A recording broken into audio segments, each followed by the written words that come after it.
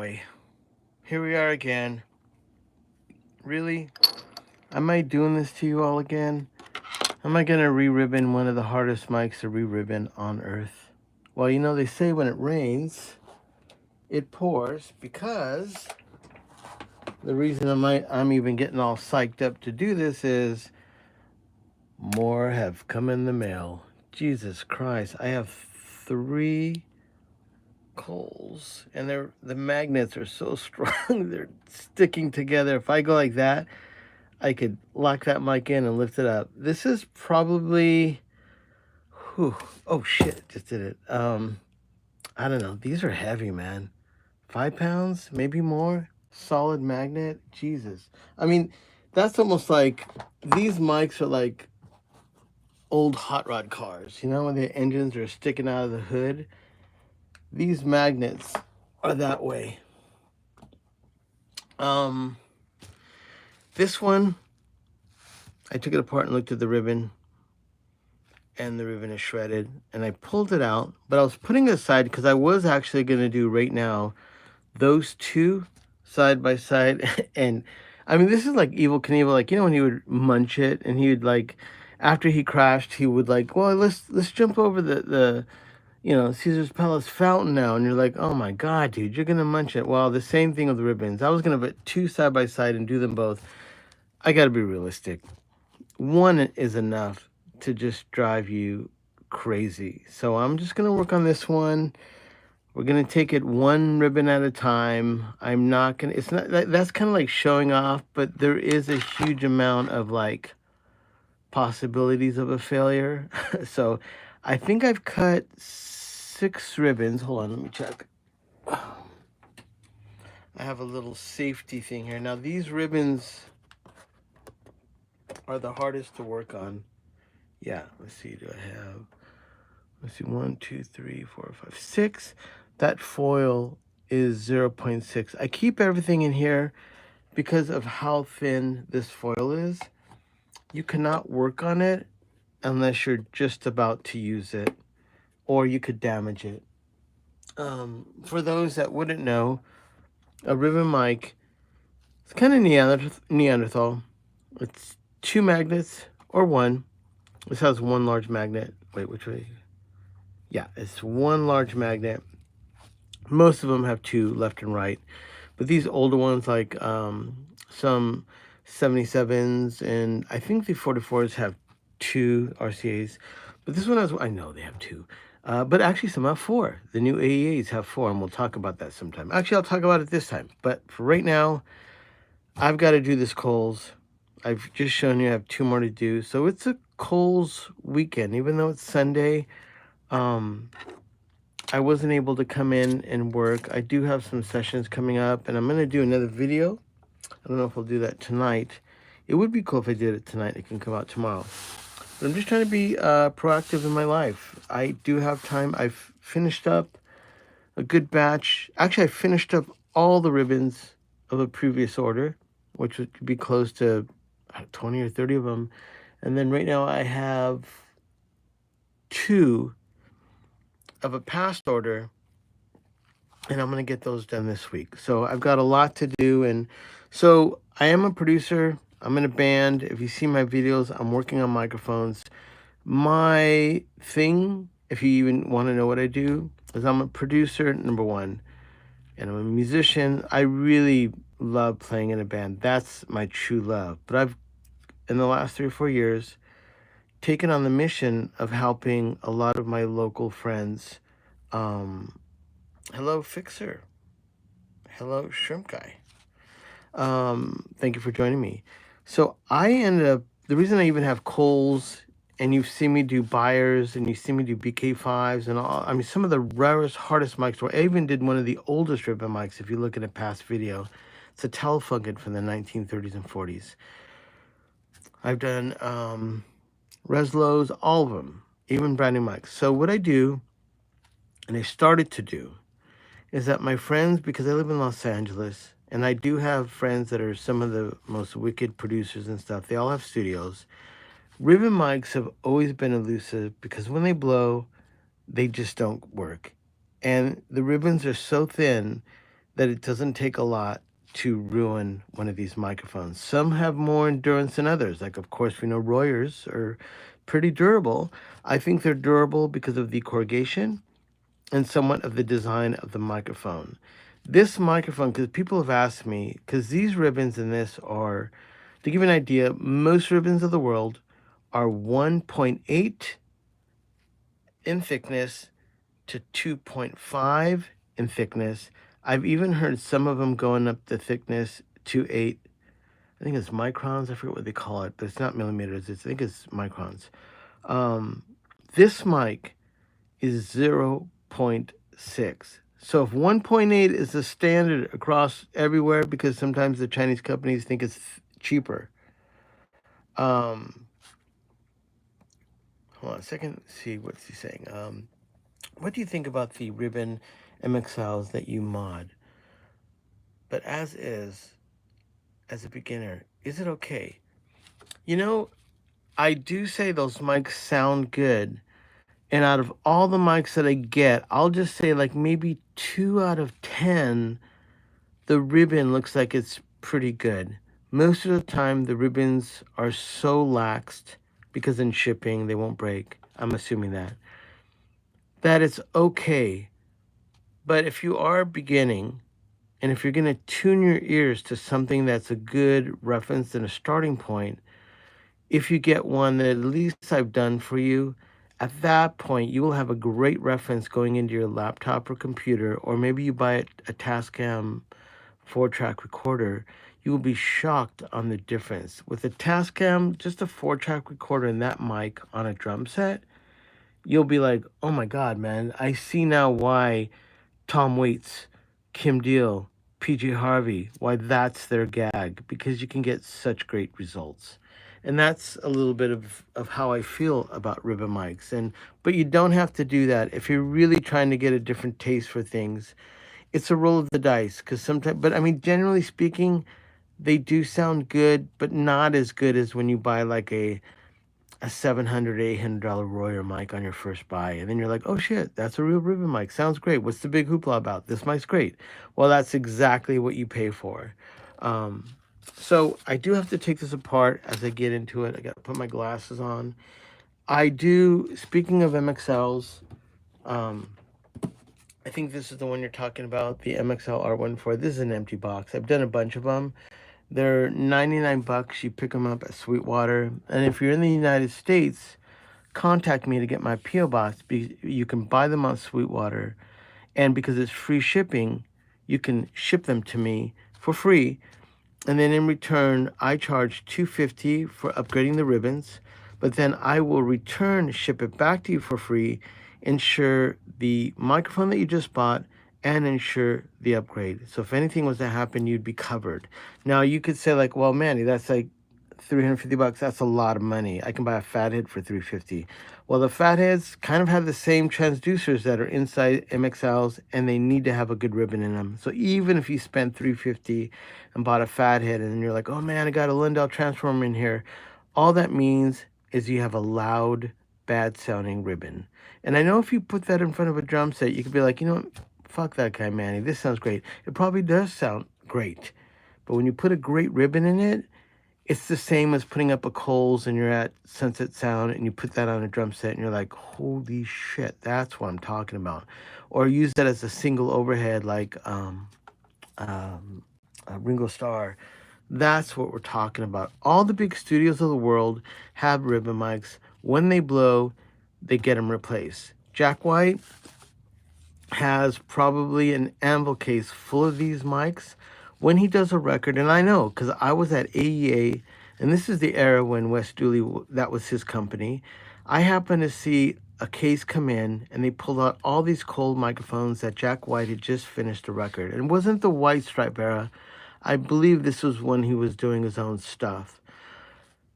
He had all these gone over, ribbons replaced, and sent back to him. Because like a tire, you know when you go to race cars and they have those really expensive tires and they get all wore out and they throw them away and you're like, what? That cost $1,000. Well, Jack White goes through ribbons in these mics because he sings into them. And in the picture that I used on this actual live feed, you're going to see one of these up against a Marshall cabinet, which is a no-no. But if you have enough balls to do it, it's pretty crazy. It sounds cool.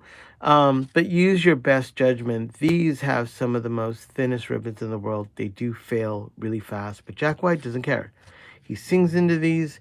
He puts them up on loud sound sources because he likes the sound. Um, Thank you. Thank you for sharing that question. I'll do my best to read these questions because I think someone told me how to do it, but whenever these get posted, I can't see the questions again that you guys all had shared. So I just want to make sure I catch them while we're in the moment. So I do upgrades on Nady RSM4s, Nady RSM5s, all the golden ages, all the Apex, most all the Chinese mics, all the CAD Chinese mics. I think I have an Avatone that just came in. I've done Kohls, I did Bayer 130s, 230s or 260s, 160s, Bayer 500s. I've done all those. RCAs, I've done 44s, 77s, 74Bs are the junior ones, which are still kind of affordable. The ribbons aren't as good as in 77s or 44s. But if you send one of your 74 juniors to me, those vintage RCAs, I can change the ribbons, and the magnets are just screwed in, and they have these little rubber grommets that are on the edges. Those erode because they're really old, and we're talking could be 67-year-old mic. They go loose, so the transducer is floating around, it's moving, and the magnets have been offset. So you can't put a ribbon in there unless you stabilize the magnets and get those little grommets solid in. So there's something to be done to 74Bs. They just never come out of the gate good. But if you have someone, and also everything I talk about, I'm not saying you have to send them to me. There's probably a handful, maybe you can count on one hand, how many people do these really well in the United States. You need to find a credible ribbon guy that repairs stuff, and then you have to ask him if he would accept some of these other ribbons that aren't really like Kohls or AEAs or something that's not vintage. You have to ask them if they will accept that to put a ribbon in it. I know there's a few people in England that I think are really great. If you live on that side of the pond, utilize them if you can. But like I said, whenever you buy a used Kohl, I have to be a little bit skeptical because most of the time when I've opened these up, they're already bad because of how thin the ribbon is. And honestly, there was a kind of a thing that producers always do when they're like, hey man, I don't give a fuck. I use this like on a snare, whatever. That person, his arrogancy is only because he must have a lot of money. He must always go into really fancy, expensive studios because when he blows that ribbon, all he does is tell the main tech, hey man, this ribbon's not working. And the guy's, oh fuck, I'll get it fixed. And that guy's fixing a ribbon that producer blew because he doesn't give a fuck and he has money. He doesn't fucking care and he can talk shit. I, on the other hand, have to tell you, I would not do that. But then if I did do that, I repair ribbons and I would just fix it myself. But if you're thinking about getting into the world of ribbons, Shannon, what's up? Shannon is a man. Don't be sending messages to Shannon. Sorry, I always have to put that out there, man. You're getting bummed at me for that. Thank you, man. Can't buy me a coffee. Shannon always gets me a coffee. Well, in the description, there's a little thank you icon. You can buy me a coffee or a Pellegrino or a Topo Chico. You know, you can send me actually whatever you want. But I have to be honest, I'm not here to get rich off of people buying me coffees. I'm here to somewhat educate show people what happens here. I do appreciate when people order upgrades with me. That really does help me out, but also it keeps me active working on ribbons. It keeps me really, every time I work on a mic, I learn something. On this particular mic, even though I've done a lot of Kohls, every single time I do one, I feel like I learned something. So I'm going out on a limb. These are incredibly difficult to do. I don't think I've ever seen anyone online replace a ribbon in a Bayer 160, replace a ribbon in a BK5, replace a ribbon in an old Telefunken, replace a ribbon in a Kohls. All those, I believe, are only me. When I was searching earlier on to find out how to work on some of these mics, not only is there no information and no they would show guys once the ribbon's already busted. But the guys in the techs and the repair people will never talk about it. And I do believe it's misleading because they make it seem like, oh, what I'm doing is like black magic. I'm the only one that can do that. Well, you know what? Fuck you. No, I like all the guys that work on ribbons. But I'm just saying, like, it is a very difficult thing to do, but like anything, anybody can do this. You just have to have patience, you have to have time, and you have to work up to earning. I mean, I don't say earning, but like learning enough to be able to have the right information that when you repair these mics, one, you don't ruin them, but then you have to properly put the tension back. Every mic I've ever done and repaired, it goes back to a super sick producer or an indie guy or some person that is really, really used to knowing what this Kohl sounds like. So when I do this, it's got to go back to him and he's got to be really, really happy with it. Because I can't, there's no fucking around. He's paid me to do this. It has to be done right and it has to sound right. That's why early on, I didn't really understand the big deal about the elusive zero point 0.6 thickness or microns in the ribbon. I thought, oh, well, you could just put a thicker ribbon. That's better.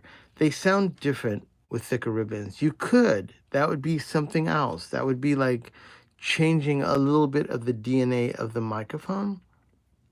But when you put a 0.6 in this, it then sounds like that wonderful, dark, huge sounding ribbon. And understand thickness is like a feather. If this is 0.6, if I look at this ribbon, it almost falls apart. Like it's that sensitive to sound pressure. That's why this massive magnet, super thin ribbon, it moves, it hears it, and it goes to the transformer and then to your DAW or tape. When you put a thicker ribbon in there, it takes a little bit more to move it. But obviously, if you have a really blasting drummer, a thin one to 1.8 may not matter that much, but the sound will change. So I am, a few times I will be a purist only to these. 77s and 44s, BK5s, buyers, I think you have wiggle room with corrugation. My corrugation has a little bit more mids and highs than most. I know that for a fact because I've tested all of them compared to before and after, healthy mics to re-ribboning them. But if a mic ever comes in, if I open up this mic, I mean, this already took out the ribbon in this one, but if I open up this mic and the ribbon looks good and the guy's like, oh, I'm not sure, I'll test it. But if he didn't know if it was like distorting or cracking, or maybe he just saw me online, he's like, oh, I want Manny to do my mic, but he doesn't know if the mic's good or not. I'll be honest with you. If this mic is fine and the ribbon's good inside, when I look at it, he doesn't need to get this re-ribbon. I don't feel like, as a purist, that you should just replace the ribbon. Only do it if the ribbon's damaged. And if you want to learn how to work on mics, do not work on buyers, do not work on Kohls. Start with some Chinese models, even 77s and 44s and some Toshiba older ones. Some of the ribbons need to be, even 74s, they need to be like soldered. Like you need to make a solder point.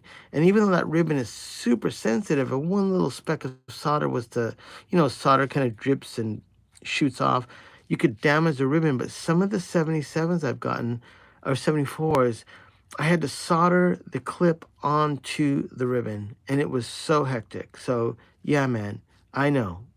Paul, what's going on here? Another one. If you saw earlier, I have I have one here, and I got one here. Oh my God. These are beautiful mics, I have to say. Beautiful fucking mics. Made in another era. I truly believe these are overbuilt, but I've come to appreciate that. So let me see, make sure I got these questions. Okay, apart from bass, kick, and vocals without protection, what else is the big no-no for a ribbon? One time I was talking with Wes Dooley at AEA. He asked me if I've ever put an RCA 44 in a kick drum. I was like, oh my God. I go, no. And he goes, well, if you put a pillow in a kick drum and you lay the 77 in like that, you can use that in a kick drum. Now, maybe I could do that, but I'd have to prepare my whole workstation because if it blows, I'll just put a ribbon in it. But that's what Wes Dooley said. You can put ribbons on kick drums. There's a lot of guys that put 44s slightly in front, over. I would recommend a pop filter, and to make sure when you feel around the kick drum and you feel the sound pressure hit you, I would tilt the ribbon mic a little bit lower, put it 3 feet out if it's anywhere near the front, and make sure that the mic is slightly above the top of the kick drum. But if you do put it down where the kick drum pressure is coming, you would need to use a pop filter, and it would be a little bit risky. There's a lot of people that put ribbon mics over the kick drum, but that wave of low end and the sound waves aren't pushing to really damage the ribbon. These microphones would be terrible to put anywhere near a kick drum because they will blow. I've seen guys that have talked about putting these on snares, and this one guy's all, yeah, man, for years I used this under the snare, and then it just blew. Oh my God, dude, you're ruining that mic. So let's take this off. I've already started this. And Paul, thank you so much. Paul is sending me some mics from over the pond. And when he sends me those mics, I'm going to do a few videos on those. So Paul, when those get here, we're going to do it. So let me remove this little bracket. Hold on now.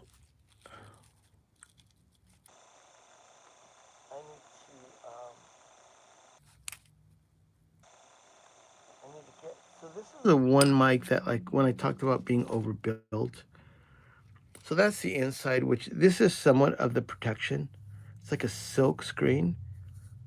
So people have always asked me, they're like, oh, why can't you put that thin ribbon in another mic? Well, the reason, if this is the front, there's a silk screen. There's a screen there. And even behind it and around it, there's silk screens to keep sound pressures from going in, but it lets the sound go through. Old school mics used to have this a lot. New mics don't. They have different types of protection. They use this foam. A lot of mics use something like this foam, which is symbolically something like this. But the older mics, and also in this design, it hasn't really changed. This has just been the design for ages. I think these are 1960s or 50s has been going on. I don't see too much difference in all these different models. So from vintage Kohls to modern Kohls, I'm not sure, except you could say maybe the magnet and the magnetism could vary, because how magnets were made back in the day with lead or any kind of dangerous metals inside, which they can't do now, that would be a factor. It's like old electronic gear. If you get an old Marshall head, the lead inside that and all the poisonous, soldering and metal and fumes as you start to work on it, that's why older microphones are really, and older guitar amps are difficult to work on. And then when people say I want it to sound like that, even with the solder, it's really difficult of how much lead is in older mics. So when you see that old school tech and he's working on older mics with no mask, that guy's a fucking motherfucker. Because he don't give a fuck, but he's fucking around a lot of bad fumes. So these two screws that I'm taking off that are here are smaller. These ones are going to be long, but I can't remove these ones unless I go around to the rear and release some bolts. That's why I mentioned to you about working on mics. If you don't know what you're really doing on these mics, you gotta work up to working on certain mics, and you gotta understand what's happening. Because if you open up this mic, it looks like everything is there to work on, but you can't. You gotta undo these two screws.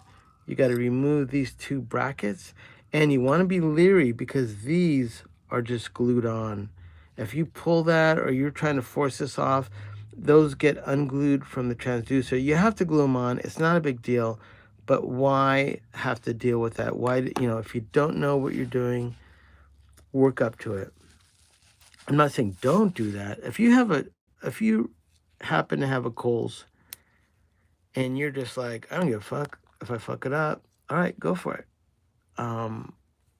Try different ribbon thicknesses in it and, experiment. As long as it's your own, but you have to accept the responsibility that if something breaks or if you ruin it, then it's just your own. My first Buyer 160 I worked on, I had to buy it. And I had this thing where like I wanted to make sure that it was already ruined. So it was a guy in Craigslist. He said he had a Buyer 160 for reals. It was totally blown. So then at that point, I remember the first time I took apart a Buyer 160, it was like taking apart a Rolex.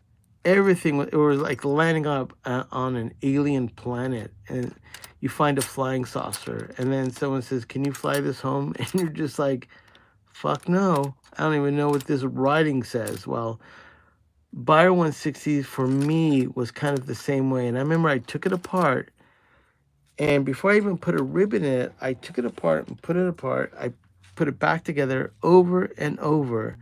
And then little by little, I would understand, oh, that's why that is. Oh, these are the two that go there. And I had pictures and I had notes, and I just kind of like really dissected the microphone. Now, this is my microphone. If I ruin it, that's okay. These little screens that are protecting the ribbon are really important. These little covers are keeping from touching these two the transducer. This one's positive, this one's negative. They put this metal in between the screen. The positive and the negative, this can't be touching, or the mic's not going to work. You voided out the ribbon mic. So when I put these back in, it's okay for this metal to touch there and there. It just can't touch there and there. There's one on this side and there's one on the rear. I will remove the one on the rear because if the ribbon while I'm installing it falls into there, I don't want it to get damaged by the screen behind it. So, hold on a second. I've got to take my Pellegrino. Like I said, under the thanks, you can buy me a drink. You can buy me a coffee. Under the description. Hold on.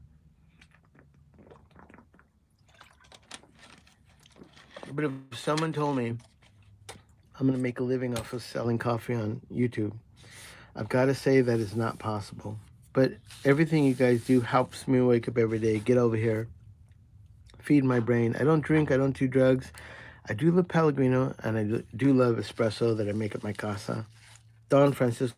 Actually, I have a video that shows how I make my coffee in the morning, and I have a video that shows you how I make my Hong Kong toast. I lived in Hong Kong and worked in China for 2 years recording bands, and I used to go to this cafe and get their Hong Kong toast. It was just like to die for toast. So this is a little bracket that's going to hold down the ribbon. There's two little marks there.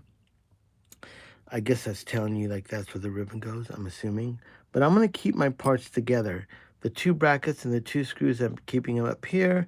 And then I'm going to put the ones from the top, or you could say the bottom. You can call this the middle, or you can call it the top, whatever you do it. I'm keeping them separated. Even though these four little screws that I'm putting here are the four screws for the little brackets that hold on the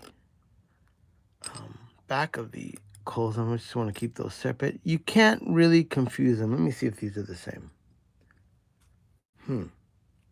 Well, the four screws that hold in these little brackets, at least two of them look like almost the same as the ones that hold in these brackets on the side. I would still keep them separated. I don't know if they really are the same ones. I just don't want to find out. All right, so now I can't. Now it looks really easy just to remove these two. I don't want to do that because there's two small little bolts in the back. And once again, this ribbon is the thinnest ribbon in the world. It's kind of like getting like chaining up two pit bulls on chains to hold a feather from flying away. But for whatever reason, Kohls did this, and I must give props and respect to them because I do think these mics sound good. And my only conclusion, unless someone else knows, is this has to be for grounding because maybe it makes a better contact. Let me make sure I got this right. Okay, I need to, oh, that's how I remove that. Hold on. I have access to the rear of the microphone. Now this is what a rear of the Kohls looks like. Let me do something here.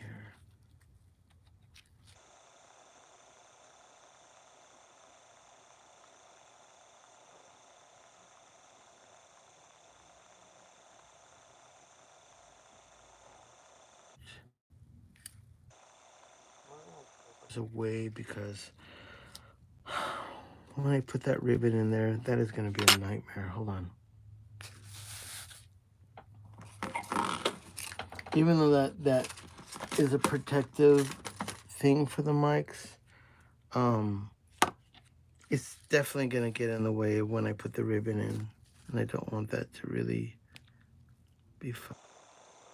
If that's going to cut it or not, but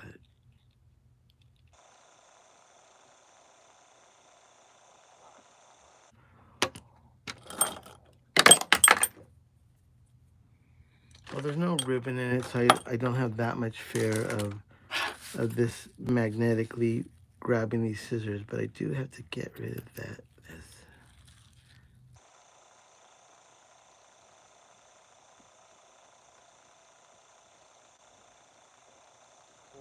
If I was working on that ribbon, I'd be like, what?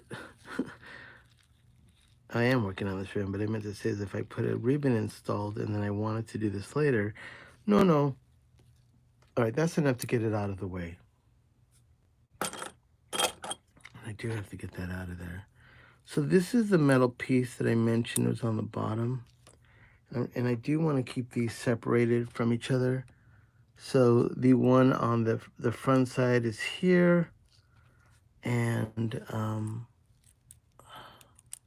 on.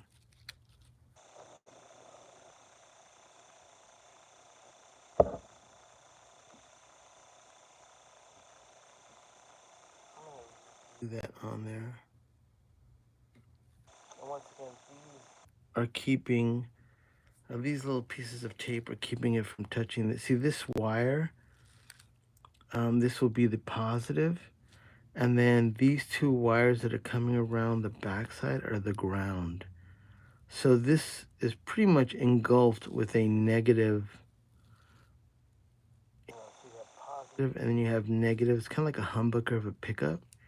And these are the two bolts that are holding down the screws in the front. So, I mean, even though it's crazy, like, really? You need bolts to remove? Why doesn't these two screws have bolts on it? But these, so two things I'm thinking. Maybe through vibration and this fork kind of thing, maybe it flexes and it's just something they do to make sure that those never come loose.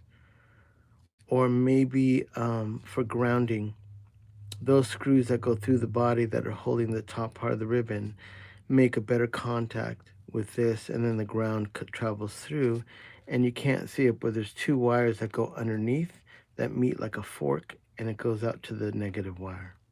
So I'm going to put this one up at the top, so I always know that that's the one in the bottom. And I will have to cut small pieces, and I'm a little bit bothered by that one coming off because, like that one, because I want these to when I put them back. So I'm going to put this one back here so I know.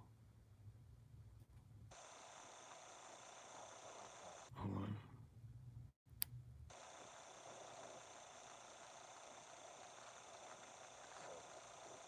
I'm going to put one more little piece of tape on that because I don't want that to come off again, or I'll reattach or put some crazy glue or something on it. All right, so this is the back side. I'm going to remove these two bolts so I can remove the top part. So, you know, I mean, even though this is a socket set, it's that you just want these to be hand tight.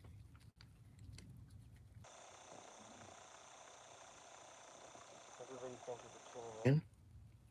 I know this is totally a slow burn, and this is like, you know, this is kind of like watch while you go and poop video. But sometimes it takes a long time to get this done, and I don't want you to feel like you're going to miss anything. You probably go away and, where did that go? Hold on. There it is. that are holding on these screws on the top. So you can't remove the top unless you remove these screws. I can't. Hold on. Whew. See how fast? Oh my god, the thing is tough to get off. Holy Nelly. Poochie, poochie. All right, hold on. We can do it. We can get you away. Oh, damn. Okay, I got it. Whew. That tells you how strong that is, man. So, I did it again. Hold on. So when I'm taking this apart, it's a little bit fearless because I don't have to ruin the ribbon. Putting it back together, that's when I start sweating bullets, because all these little things you see of that happening and this happening, and you know, the screwdriver going, oh shit, oh damn, oh no, it ruins. It's like playing with toys right now, like you're melting your army men. Yeah, all these things that you see happening right now, it's a little bit fearless because there's no ribbon inside. But in a minute or so, I'm gonna start breaking into a sweat, and then I have to replace it. So let's put this back in so I can work on it. And once again, these are just glued on the top. I don't know. I mean, I don't know why they couldn't have just extended that and put 2 screws in it that could really lock these in forever. But it's just the way they're made. They're glued here. I don't know if they're glued or soldered here. This is like iron, which is coming down to hold this top. So here's the magnet. Looks like a C. And then it goes into this metal, kind of like a fork that's magnetized. And this is what most of the ribbon is attached to. Only these are glued onto the magnet. So once again, I didn't design these mics. They're incredible. And whatever reason they have gone with this design, that's it. But I will see that is the only shortcoming of this microphone, that if it falls or somehow you damage it, there's a lot that can go wrong in this. So now I'm going to take apart, I know what I got to do. My razor blades. Just putting it under to keep it straight. Holy cows. I'm going to remove these screws. Oh, that one's coming off with my fingers.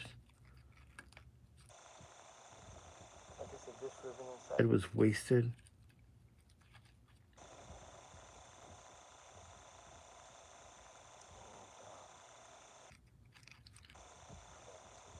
Because it's a longer screw. Hold tight, hold tight. Okay, that screw is way longer than the screw that's in the middle, which is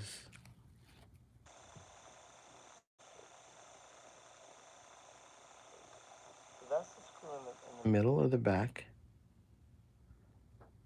and this is the screw that's on the bottom or the top. The reason one's short and one's tall, because this one has a little bolt that goes on it, and that is holding it on the back side. Once again, I don't know why that is totally reinforced with that bolt, but it is always a question mark. Why? Okay, I got one more to do. I do the motions out of the camera that is like when the Three Stooges would go, spread out, give me some room. My shoulders are just like tense and tweaked out, trying to make sure that I don't fuck this up on live YouTube. I always question it. Why am I doing this live when you could just do this in the privacy of your own studio? No one's gonna watch you, and if you fail, you're like, I'll do it again. But we'll see if I can do this one and done. I've got a few more Kohls to do today, and it is in good practice. I feel like it's almost like I had a really good breakfast, had a good cup of coffee, and I have to get like psyched up to come in. Like I definitely wouldn't do this if it's tired or if I'm really late. Like if I was up late and I had some coffee in it, or if I went out and had sushi or something that just lights your brain on fire, sushi does it for me. If I have sushi in the evening, I can come in late and be like, holy smokes, what can I do? What can I get done? Like I'm excited. But this morning, well, not more, it's already like 2 o'clock, 2:20 Los Angeles time. Um, I need to get this right, and I feel optimum right now. I'm gonna clean the inside of the transducer because I always feel like these magnets are so strong, little particles of metal that could come loose. Um, and here's an interesting note: if you notice, these two ground wires that come up here, when I flipped it over, there was two more ground wires the same way. So it almost has like four solder joints that are grounding this bar, and then within this bar, this is jammed against it, which is another little block. Let's see here. There is no little, there's usually a little thing that like protects it, so I'm gonna have to make sure that all those little, that is sometimes on the other side. So I need to just kind of like make sure that that wire or that little screen. So there's part of the ribbon under there, and I have to clean that out.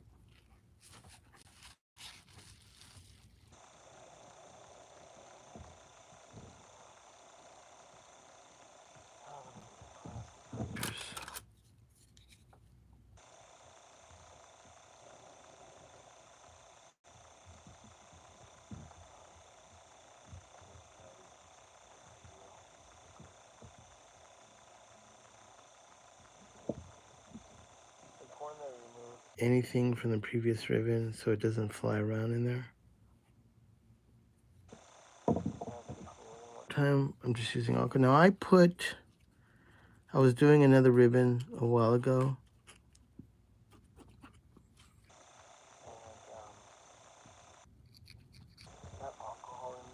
91%, which is this. I'm going to put in, when I work on Kohl's, 99. Because when I use 91%, it's got a little bit of water, whatever it is they're cutting it with. That gives me a little bit more time. Because there was a guy that made a comment on one of my videos. Enoch is probably one of the most legendary guys that replaces ribbons. I hope I'm right and correct to say this. I think he passed away, and I think his son does most of the stuff now. Someone has said to me, Enoch doesn't use alcohol. I just can't believe that. I mean, maybe he's using, I mean, I guess you could use water if you wanted, but that's would erode any kind of metal. I don't know. I mean, you could use water, I guess, but it would take a lot longer. And like, there's no way I could get a Kohl's ribbon and lay it in here. And if I didn't have any alcohol and it wasn't sticking to that transducer to give me a little bit of time to work on it, you could never align that. It would never be straight.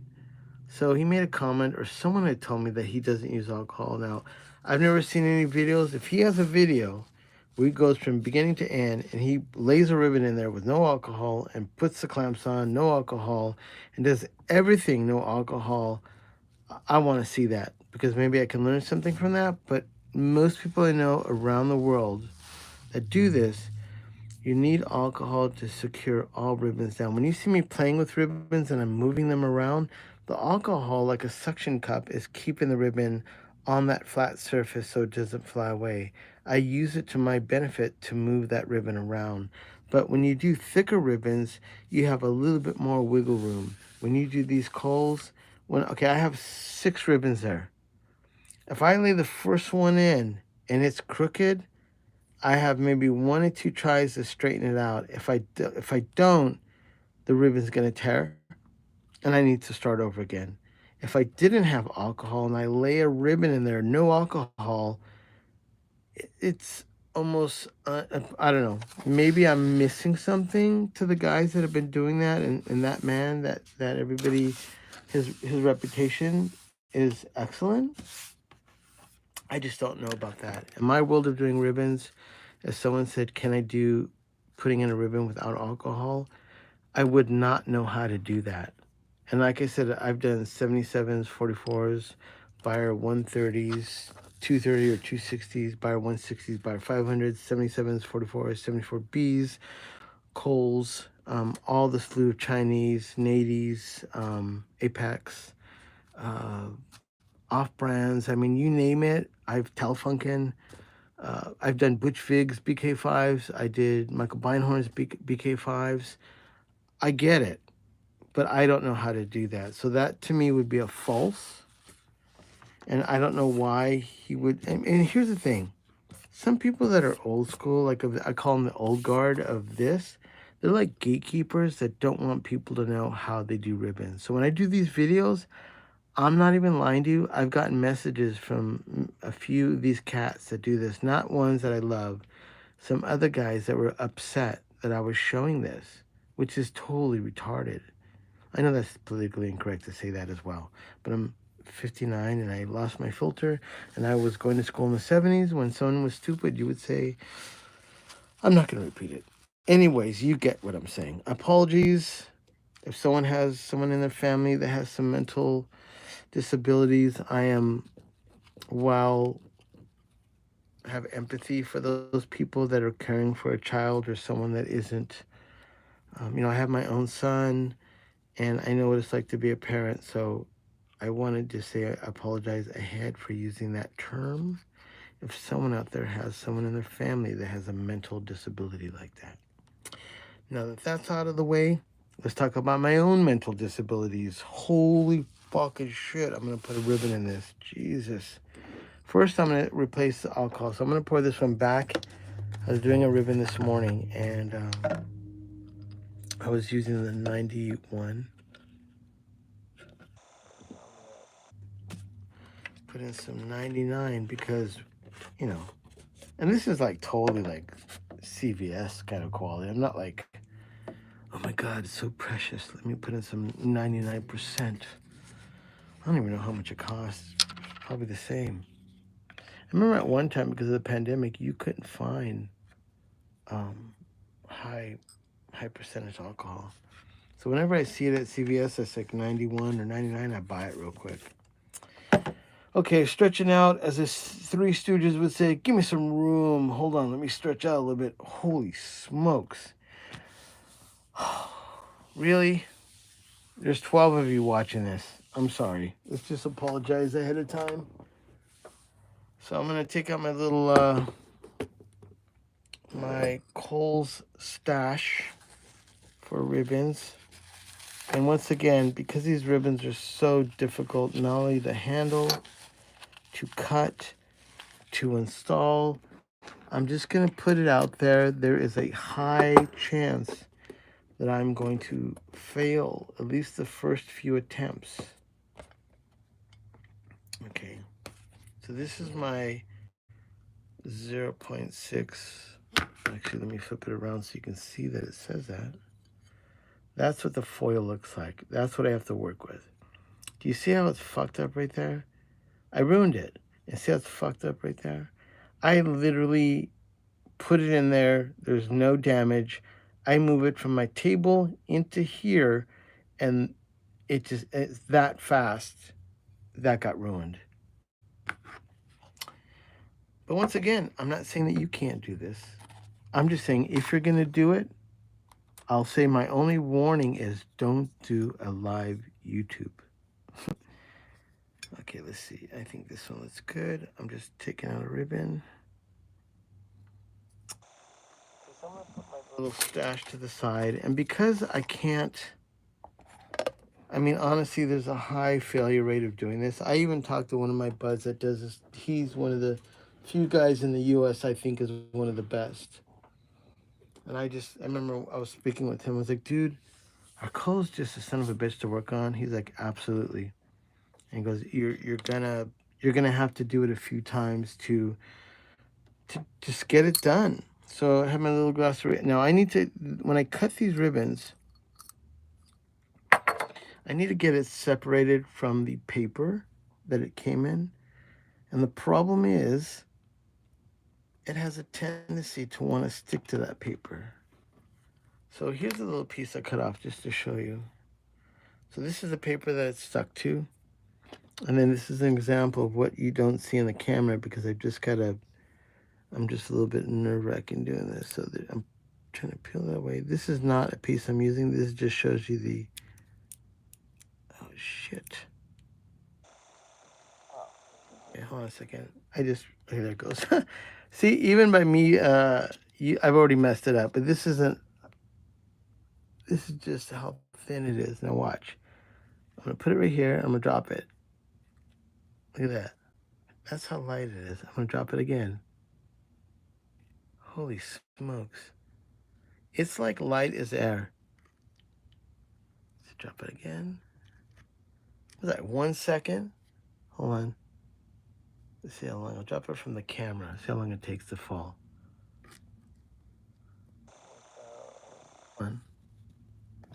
1001, 1002. That's how light it is. Holy cows. So to destroy it, oh my God, I just destroyed it by lightly touching it. So this is what I'm working with to put in the mic. And you just saw, I just tried to pick it up. So there's no chance of me dropping it. There's no chance of me touching it. There's no chance of me, like if it falls and it hits this screen, it's ruined. There is no chance to recover. And I think that's why you have to make a few to know that you're gonna fail. So I'm just trying to cut off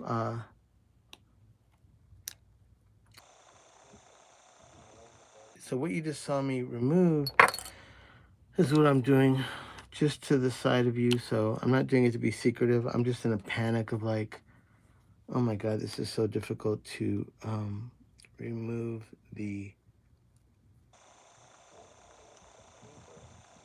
from the mic. I mean, from the ribbon.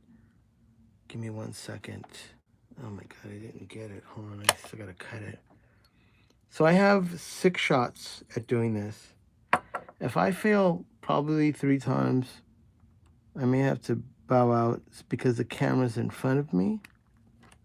And I just want to make sure that this is for someone. I really have a lot of pride in my work. And even though this is fun and it's show and tell, there's a certain point because this ribbon is so expensive and the real estate of it, of having what you just saw, that little piece, is what I have to work with for the next 2 mics. I just don't want to, oh shit. So I go to remove it from the paper and then it's like, oh, I'm just gonna hang on the edge of that. Oh, you son of a bitch.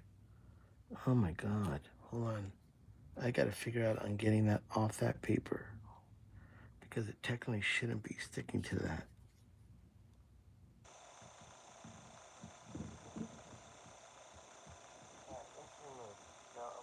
A little low because don't say anything. The ribbon is right here. Oh fuck. You just saw that son of a bitch.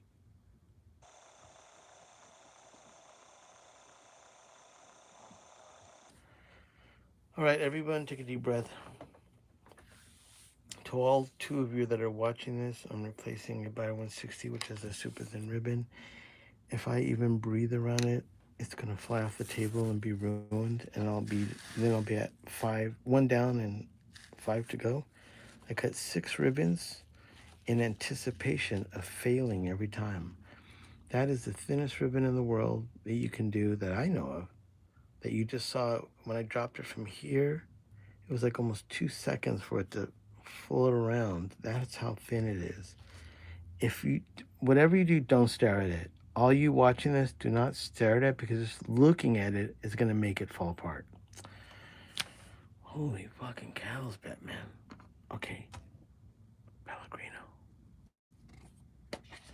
In all the world of YouTube, I can definitely claim, unless someone did it in the last week, no one's ever filmed replacing a Kohl's live on the spot. I think there's guys that can, but it's that little thing, it's that little secret about, I'm gonna make some black magic. I tell you, it's not black magic. It's a lot of son of a bitches and a lot of cussing. That's what it is. But let's do it. I have confidence, or I wouldn't be doing this live. Okay. Okay, there's a problem. Son of a bitch. I know you can't see it, but right there, there's a small little hair of that paper. Shit, that's not gonna work.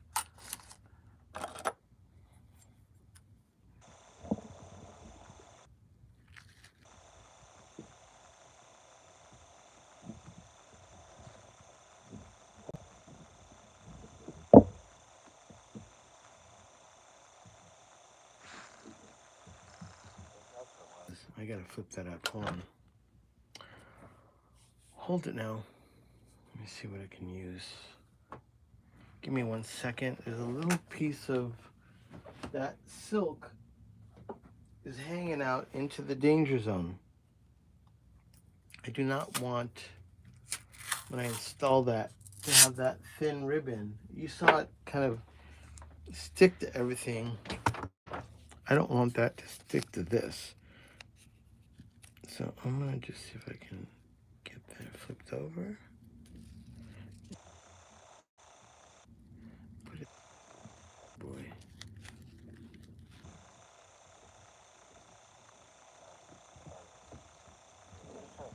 Little lip of silk, like the one that I cut from there, that was just hanging over the edge.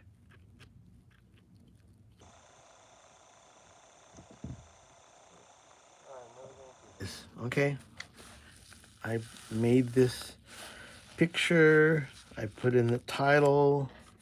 I said I'm going live. I've said I'm gonna do a Kohl's live on the spot. Fucking shit.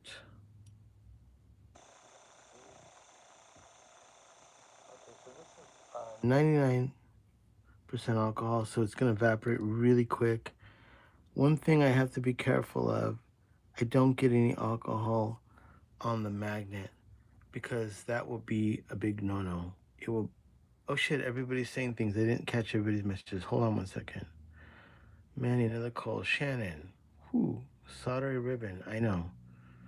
Let's see, Paul wants Kohl's. Shannon, let's use a hot solder tip. I know, right? It's fucking crazy.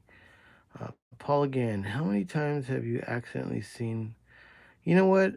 I've had some really, really serious pro producers that just, it's not their fault. They patch it in. They took their ribbon mics to like a studio, and they don't know that someone had already patched in a mic preamp. You can't tell, but it was patched in with phantom power, and the mic blows. So yeah, it happens all the time. That's one of the things too, is if you buy one of my R144s that I upgrade, if you happen to get it the day that I send it to you and you accidentally blow it that day, it's just 30 bucks plus shipping, and I'll get it done for you again. As long as you've already bought one and got one from me, you can now afford to have something happen to that mic, and I'll take care of it. Was it Symmetry? He says, this is great. Thank you. I appreciate it. From Italy. Yeah, man. What time is it in Italy? What time is it in England? Is it like 11 at night right now or something? Okay. Enough talk. I need to get ready to install this ribbon. Now, I only have one shot to do this. If I lay the ribbon in there and it's crooked and it's not right, maybe I have one chance to slide it over. After that, it's going to be ruined. And there's nothing I can do about it. So I'm going to bring the light in. Sorry. Just going to bring it down. Try to shine the light on this. If you see my knees coming into the picture, I am wearing shorts. I'm not naked doing this. Okay, so now I need to do alcohol one more time. I know you see me doing this over and over. I just got to make sure that when I lay it in, there's enough room, kind of a drop, that the ribbon mic will, that the ribbon will adhere to that and will be good. So let's see here.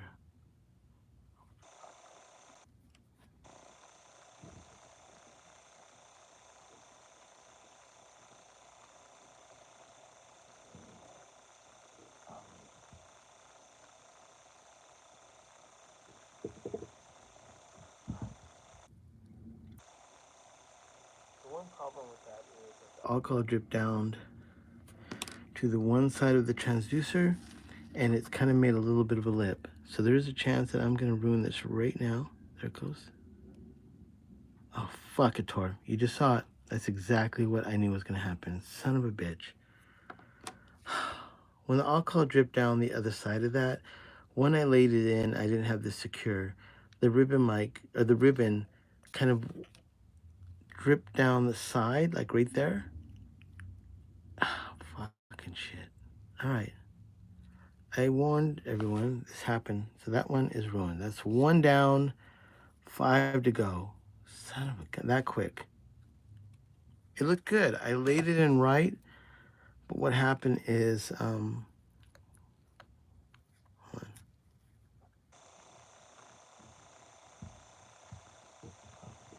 Get out of there.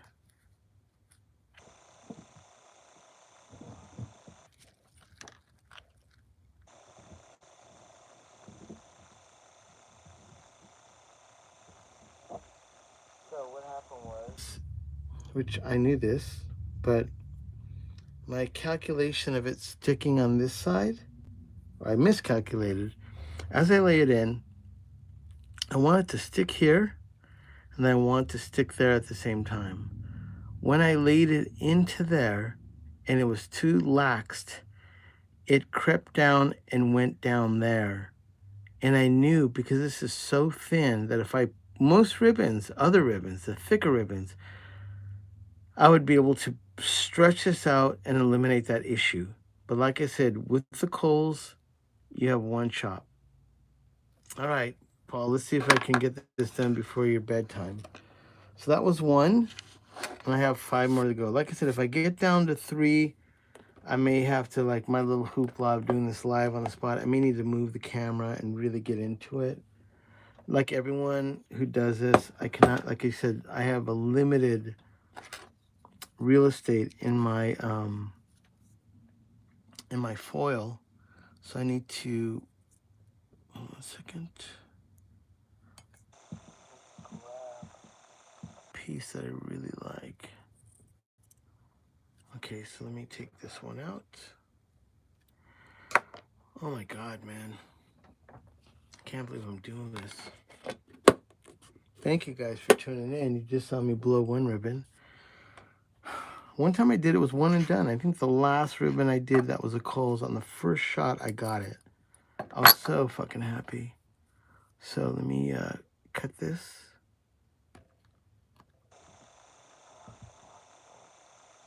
Fuck up. Ah, come on. All right. Holy moly. Even this is nerve-wracking because you saw how thin it is. At any moment, one wrong move and I've ruined the ribbon. Even in this stage being protected, I kind of feel like it's the only one that you just can't fuck around. Like you literally have to cut it and then almost as fast as you cut it, install it. Because it just does not hold well over time.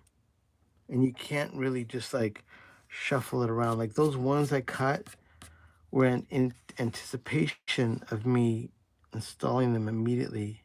See, I have, oh, sorry about that. I just fucking got all freaked out. Hold on. Holy cows, Batman. As my wife says, because she doesn't want me to cuss, I say hoochie poochie. That is a real hoochie poochie. Hold on. Oh, fuck.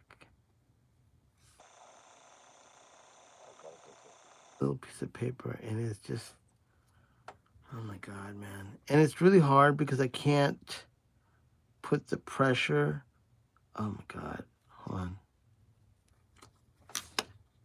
I can't put pressure on the top of the ribbon. I know you can't see what I'm doing because it just went out of view, but this, even removing it from its paper is just, oh my God, it's just nerve-wracking.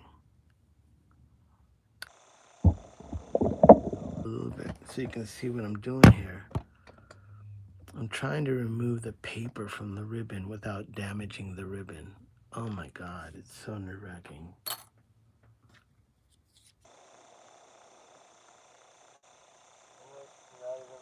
Surgical, it is just like, You saw how fast that ribbon got ruined? Well, it's as fast to get ruined outside of the transducer in the hands of me. Oh my God. See how I barely almost wanted to stick to the paper? It is nerve-wracking, man. Okay, let's put it back on the mic.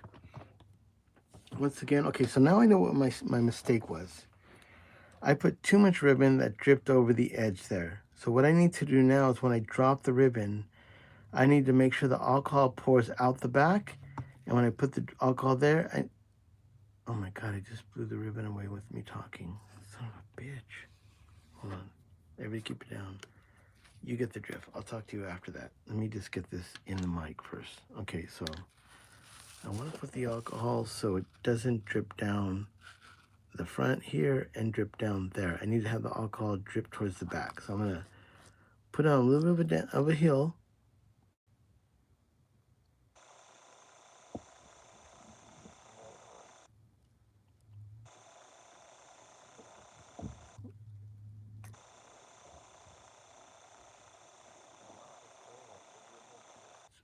Flipped around while I was talking. So no one talk while I'm doing this ribbon right now. It's flying around.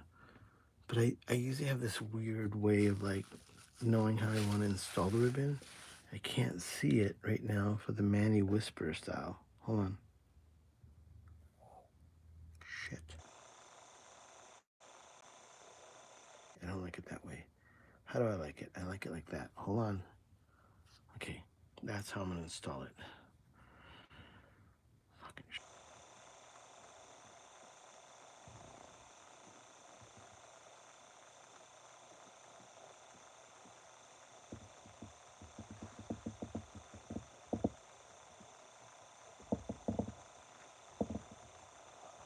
Came done.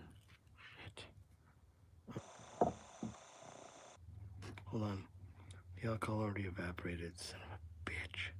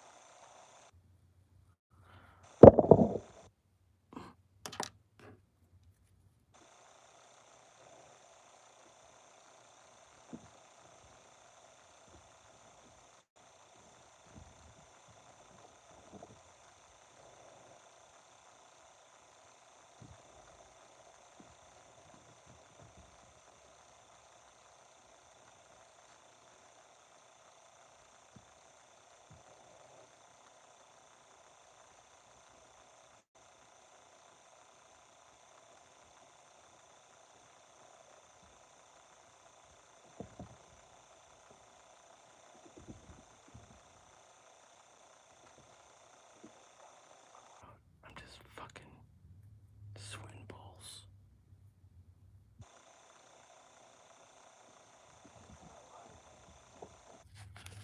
It's not fucking straight in there, son of a bitch.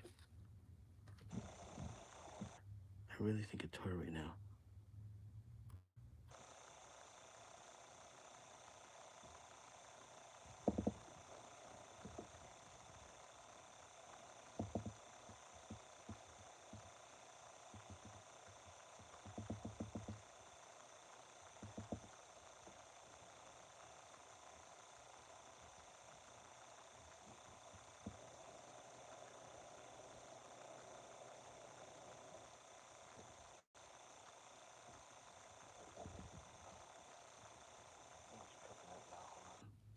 Fucking shit.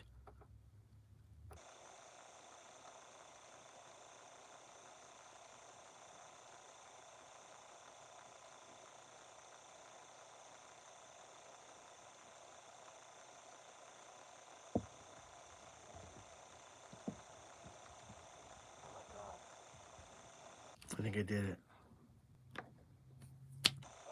God, that was so nerve-wracking. I can't do anything until the alcohol dries.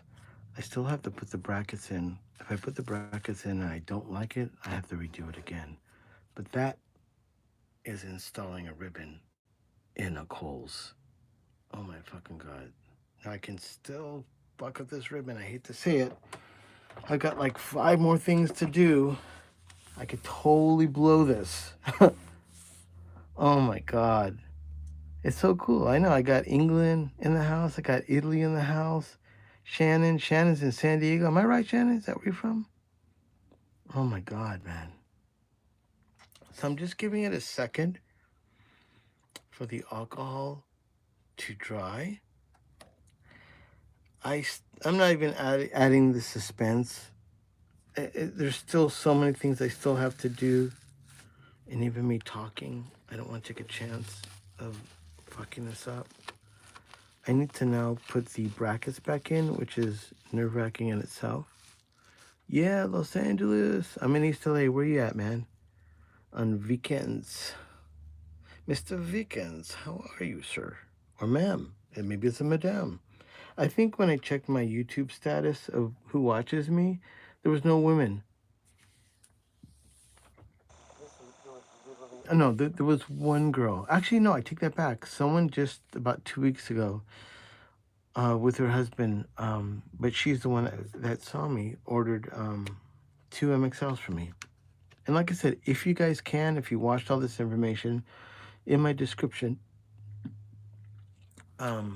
if you want to get some really cool ribbons, definitely get the MXL R144s and I can redo them for you. Sweetwater, get my information, my P.O. box. You can ship it to me for free from Sweetwater and I can make you killer ribbons. Now, those MXLs are opened up like this. And they're big size. And the ribbon, that's 6 millimeters, and MXLs are about 5 to 5.5. And it's a little bit longer, but the style is perfect for a single overhead or John Bonham style. As I'm talking a little lower, I do not want to ruin this mic. It is sleeping now. I don't want to wake it up with a big motherfucker. So I need to now install the blocks again. So I'm just going to put them back on the table where I'm doing it. That looks about right. That looks about right.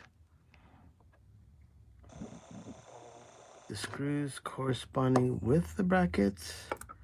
We have 2 small ones for the top or the middle. And we have 2 long ones for the bottom. That's right. We have 2 bolts that are for those in the bottom or the top, depending on which way you put it. Okay. So yeah, man, if you want to do anything to help me out, I love doing those. And I know that for a few $100, you can get a ribbon that sounds as good as like a $1,400 or $1,200 AEA RD4. Those are great quality mics, nothing against them. And they spend a lot of time and a lot of money to cut good ribbons. So the ribbon departments of Kohl's, Royers, Buyers, AEA, RCA, you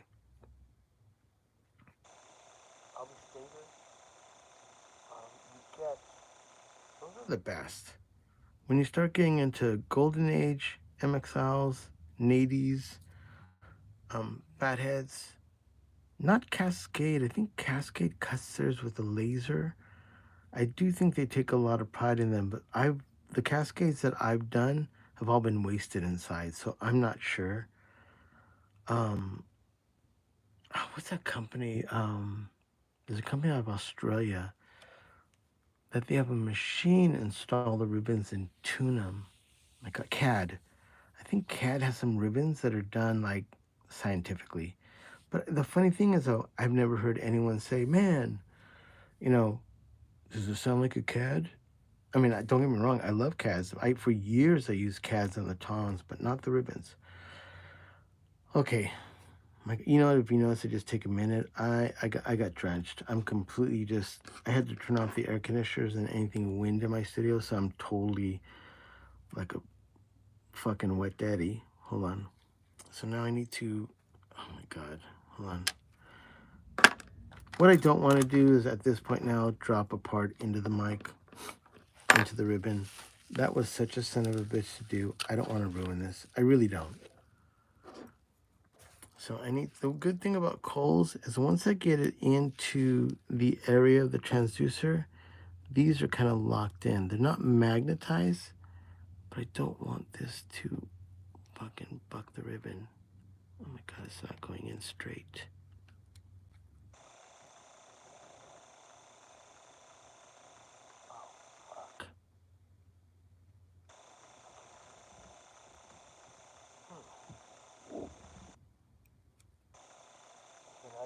Two screws in. Now these screws are somewhat magnetized, so I need to get them in. I need to slightly, oh fuck, I'm moving the fucking ribbon, son of a bitch.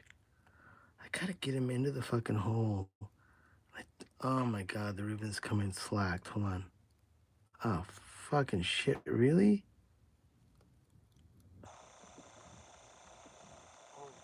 It's okay. Nerve-wracking. I need to get this into that hole, and I need to lock in the other one to avoid. I know what I'm doing wrong. I got the wrong screwdriver. There it is. Yeah, this is the right one.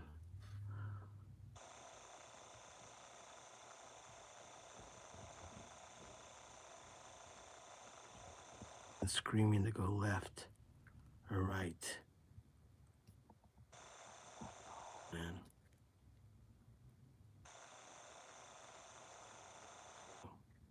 Come on. Find the fucking hole.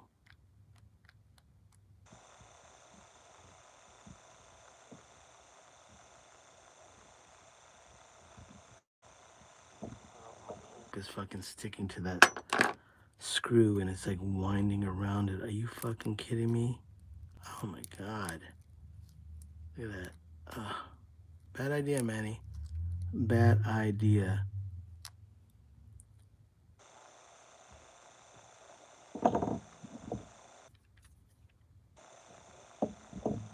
Once again, this is that one time where you got it in, you're like, you can't celebrate. You just can't fucking celebrate.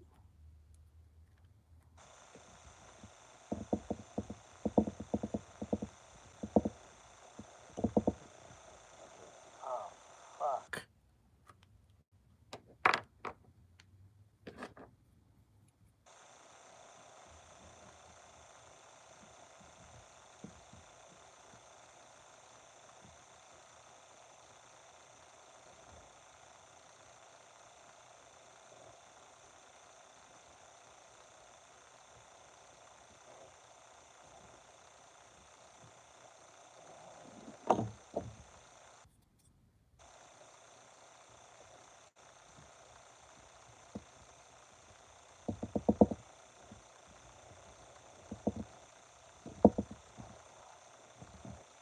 It's too far back.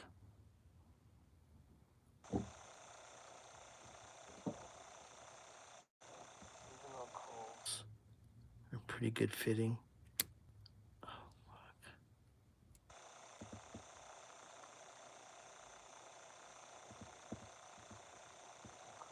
I don't know if this is gonna work. I may have just fucked up the ribbon.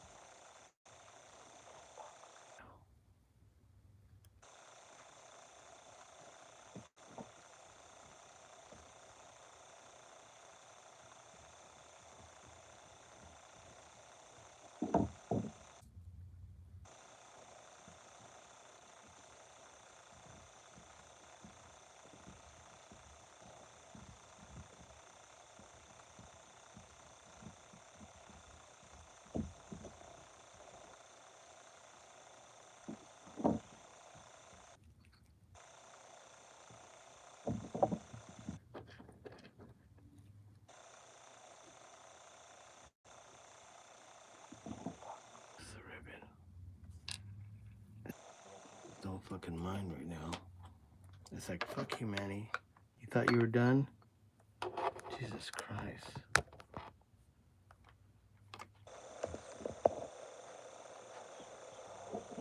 These ones are... I can't talk.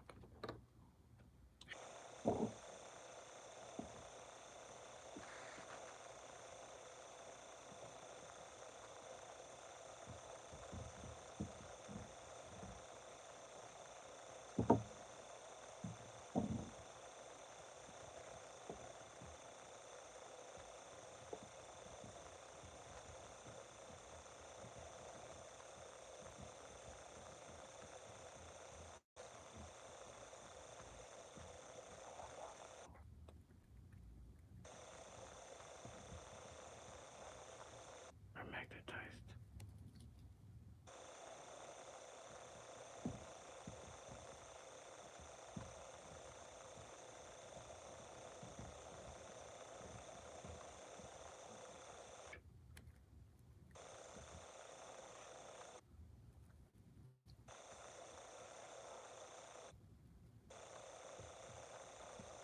Stooges, man. One stooge. All right, that's locked in, but this fucking ribbon has come unslacked, which means I've got to get alcohol again. I've got to touch up that bottom one, and that just means there's one more chance of that thing fucking breaking. Oh, you can see it wiggling in there. Son of a bitch.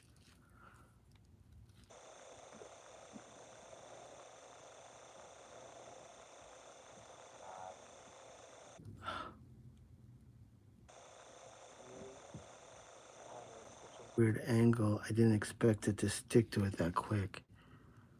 Oh my God.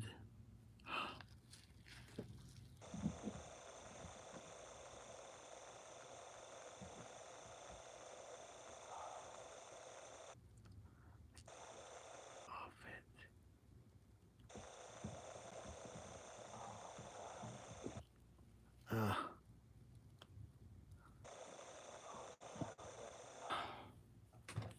I gotta get a new Q-tip. That thing was a bad idea. I usually put a new Q-tip every time I do one, but that one was already a little bit haggard, and it just stuck to it like a cotton ball. Okay, I need to get this correct. It's slightly twisted. Come on. Come on, disc.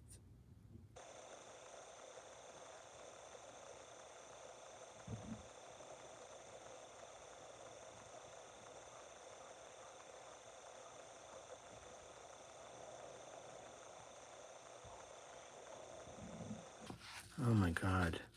Hold on a second, it's not over yet. I gotta put the other bracket in quick before that fucking dries it. Why am I having the worst time with this now? Oh, it's out of the fucking thing. Hold on. Okay. Let me get this other bracket in before shit goes fucking south again. Jesus. And the worst part is with the camera, I can't see where I'm dropping this, if it's right. And usually I'm right above it, like where the light is.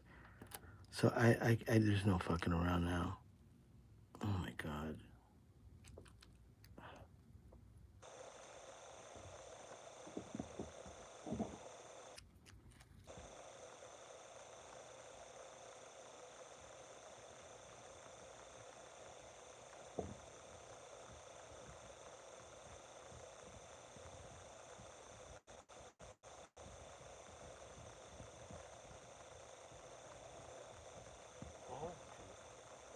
If I put this all together and I go to test it and it doesn't sound right to me, I have to do it all again. I just, it's that serious. This is for a producer. Like, there's no fucking way. He wants this to come back fucking great. Oh my God. But you know, it's just a funny thing. I know it's gonna sound weird. I have a lot of pride. I love doing this. I love being one of the few cats that you can send this to me, and within a week at the latest, I can get this turned around to you. AEA is like 4 to 6 weeks, even 2 months. I'm not even sure if they like to do that. They are a Kohl's licensed repair. I don't know if they farm it out to someone else or what the case is, but I'm one of the few guys that if you live in LA, you could come to me, drop your mic off on a Friday, and maybe Tuesday at the latest or Wednesday, you can come pick up your Kohls and it'll be done right. Bugman, what's up? Everybody check out Bugman. Bugman is an incredible producer and his band is sick. If that's the same Bugman, is there another Bugman in the world? Are you the Bugman? Screwdrivers. I'm not doing it totally tight yet.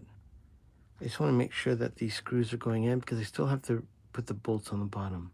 Yeah, that's the real Bugman. Go to his Instagram and hear his music if you guys can. Add Bugman. And also, just because everybody's my friends here, make sure you go to Hoborec.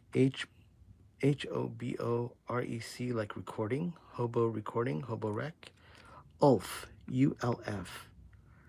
He has a video he did 5 years ago that was how to make a ribbon mic. And that's what I saw that inspired me. So when I do these videos, and it's funny, now that I know Ulf, he looks at me doing this and goes, dude, that's a fucking alien bullshit right there. I don't even know that. Okay. Oh my fucking God. There it is. Holy shit. But we're not out of the... Oh my God, I can't even believe there's still more to do. I've got to put these screws in the bottom, but I can't put these screws on the bottom till I put back on the screens. I'm having an issue with these screens because I don't know. That's the back one. This is the front one. These can't make contact with the transducer. I feel like this tape isn't really getting it done for me. So I'm trying to think of what I have to get that job done. I have a little bit of masking tape that I'm going to cut. And I'm going to crazy glue it on. So,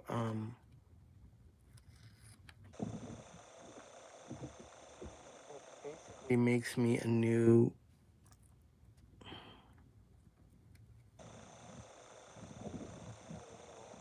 wedge to cover those. I need 4.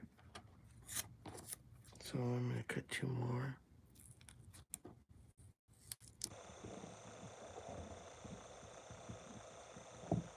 Look good, hold on. I'm already fucking up my cuts here. Oh, Nelly. Second.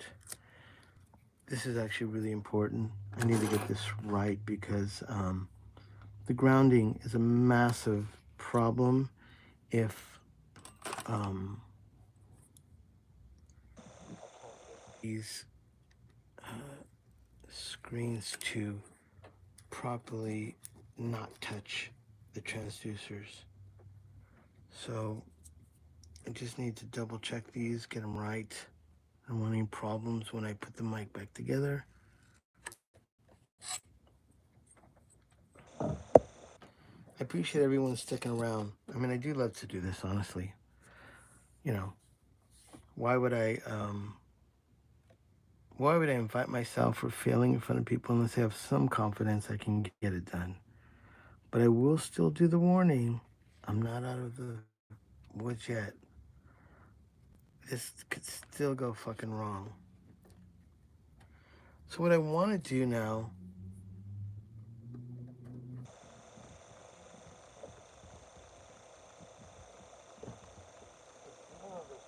some of these, I've got to do it again. I feel like when I pull these out that these aren't really doing it. I know that's what came with, but I feel like it's bent right there, and I don't want that to touch the mic. So, let me see if I got something. Hold on a second. Sorry about that. Give me 1 second. I'm in search of my little thingamajig. Hold on. Hold that thought. Hold that thought, everyone.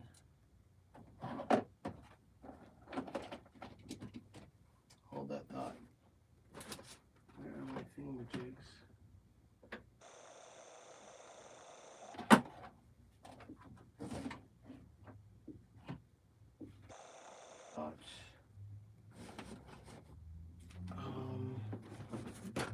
about, hold on now, don't go away. I'm looking for something. Ah, it's my little dice with a clip.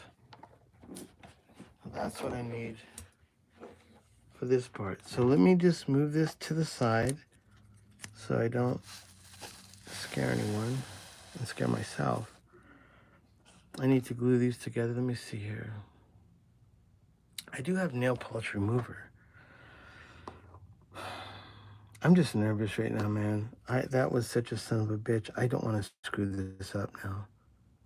So make sure, oh shit, that's what I'm talking about. Oh my God. I just gotta make sure this is tight. These two don't have brackets on the back. These two do, okay. Back to business here. What I wanna do is I have to glue, I'll put a little crazy glue on that.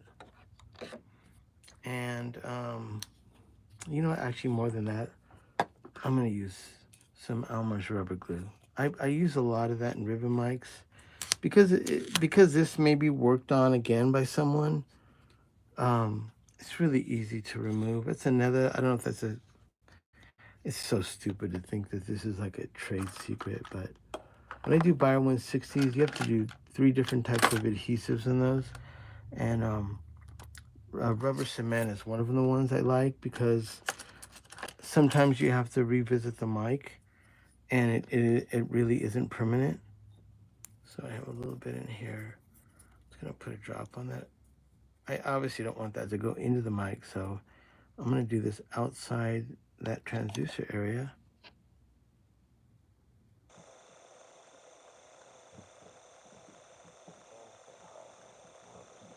Come on. A little bit on the screen is okay because that's where it's gonna make contact if it was. And hopefully that little amount of rubber cement will keep it from physically touching the metal if it is going to touch the metal. It's a little nasty to work with, but I have to do it. I'm not really happy with these. So let me put my razor blade away before I cut myself.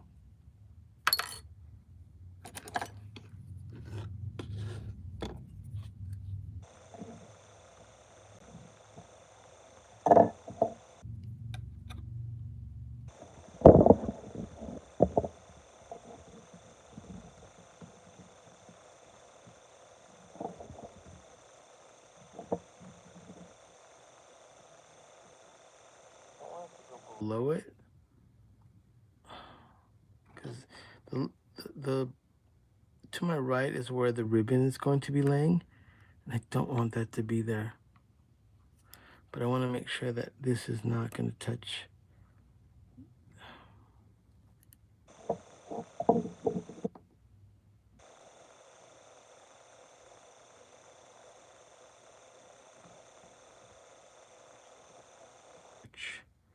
The ribbon, because this is going to be sitting right above the ribbon. It's a little crooked, but so is that screen.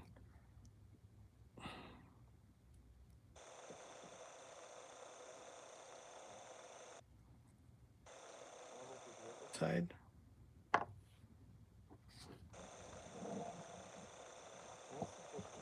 Grounding. I mean, when they came, it's factory, and that is what came with the mics. So they're obviously, when they're installing these mics, that is a concern of theirs. And I'm just trying my best to keep it as the factory would have had it without changing too much, like of my DNA, especially in these ones. So I'm gonna put a little bit of rubber, just a little bit on the outside of the screen, just to add a little bit more protection in case of grounding out. I don't want that to touch the transducer. The other points can touch the magnet because the magnet is completely negative or ground, but I want to make sure that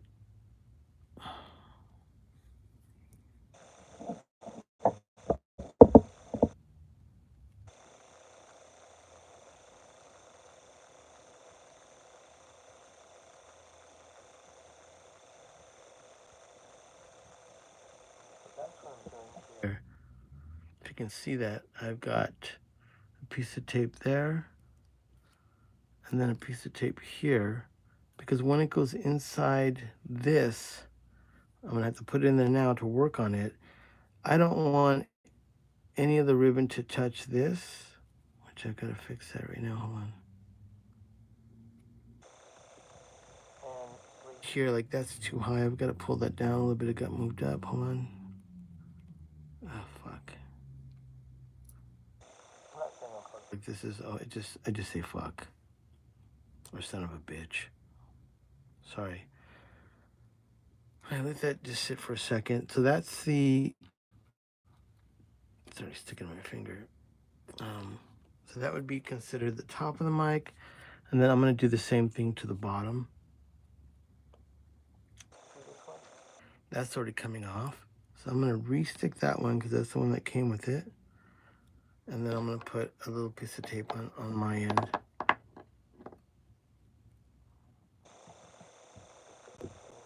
More of my rubber cement down.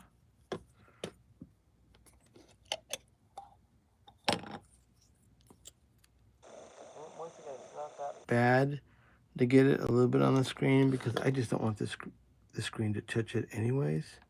So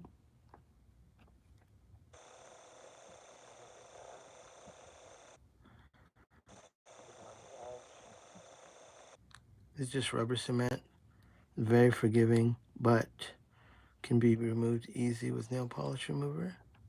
Okay, so that's one side.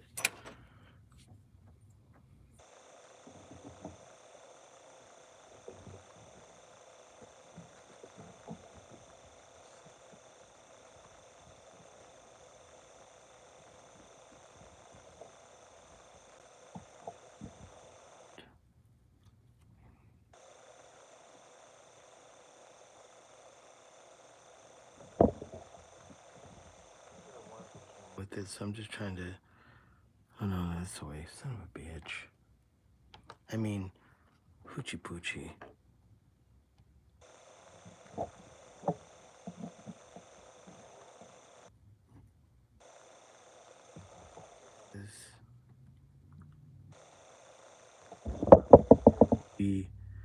The part closest to the ribbon. I just don't want any lip of that to be hanging over. So then I did that side, so I want to put one more little ditty on that because I think last time I felt like maybe these are getting too close and I don't want them to touch the metal. So I'm going to put a little bit more rubber cement. I could use crazy glue, but I think rubber cement's better. Be a little forgiving. Not going to dry as fast, but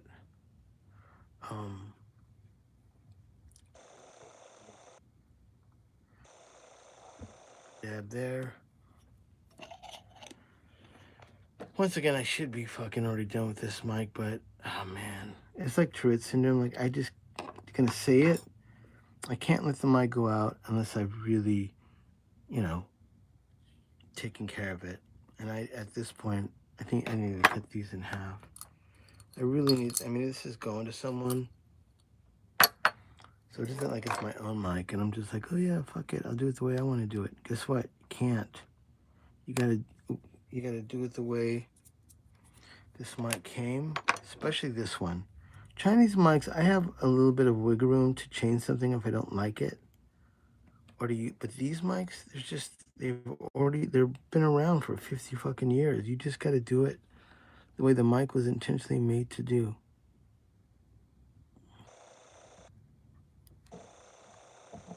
That lip hanging over.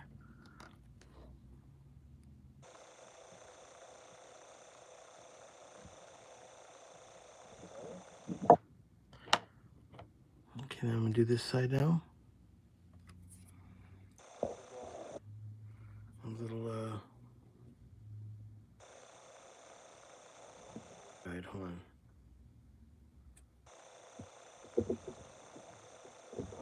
For cement is that it dries pretty fast. Something like that. I feel like it's gonna unstabilize the ribbon. Hold on.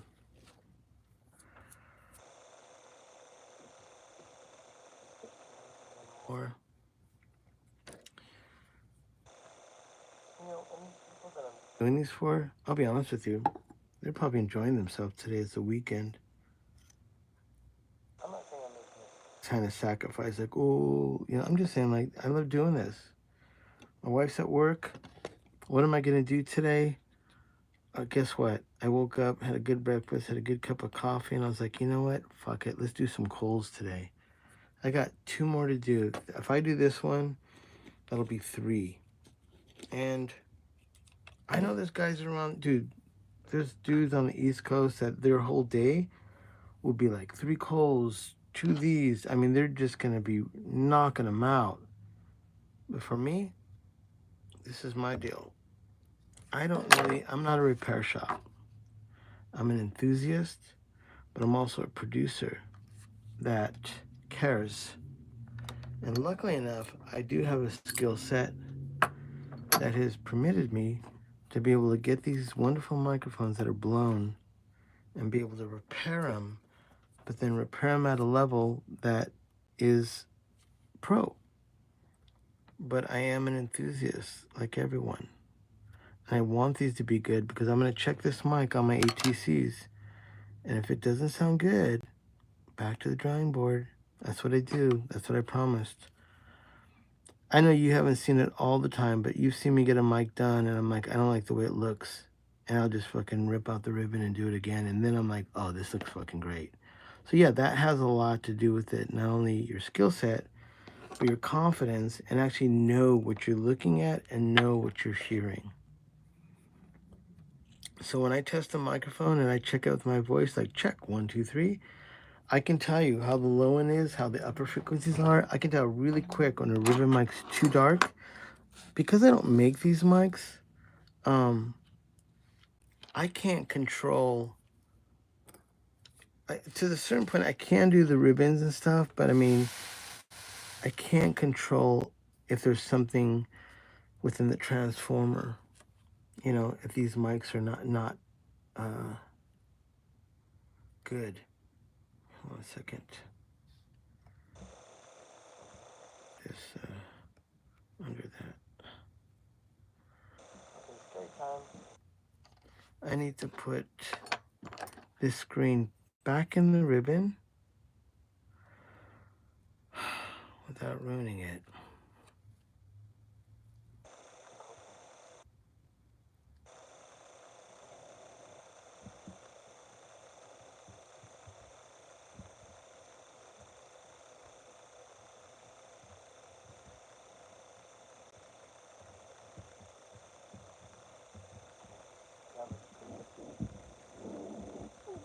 Whoa, Nelly. Now I gotta flip it over and do the same on the other side. Son of a bitch. Okay, but I need to put down the grill to protect it when I flip it over.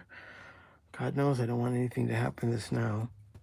And these have a little hook right there that kind of like hooks in, goes down, and then you have 2 screws. But I'm not locking this in yet. I still need to work on this a little bit more. I need to flip this over without ruining all my wonderful work. Hold on.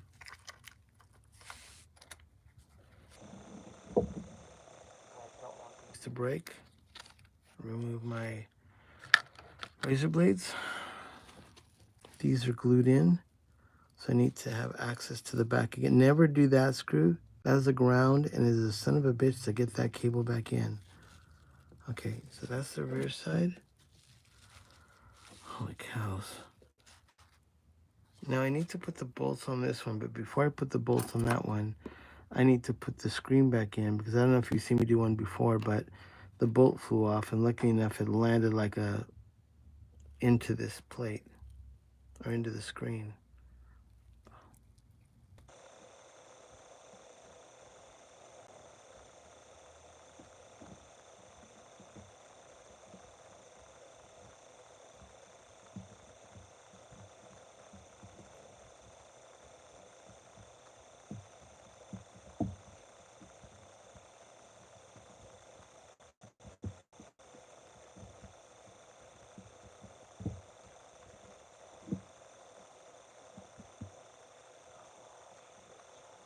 on my nizzles.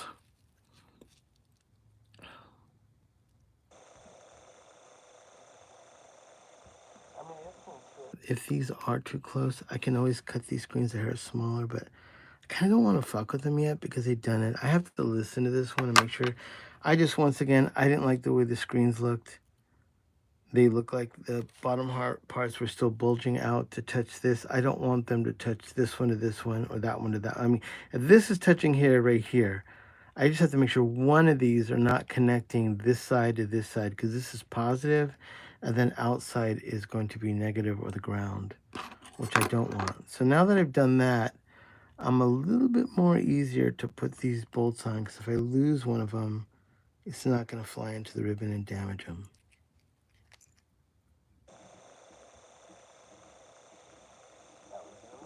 There. Oh my God.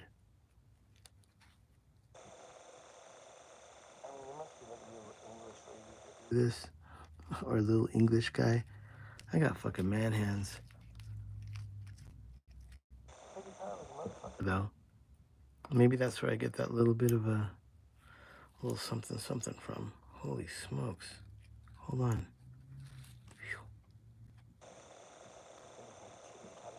Up.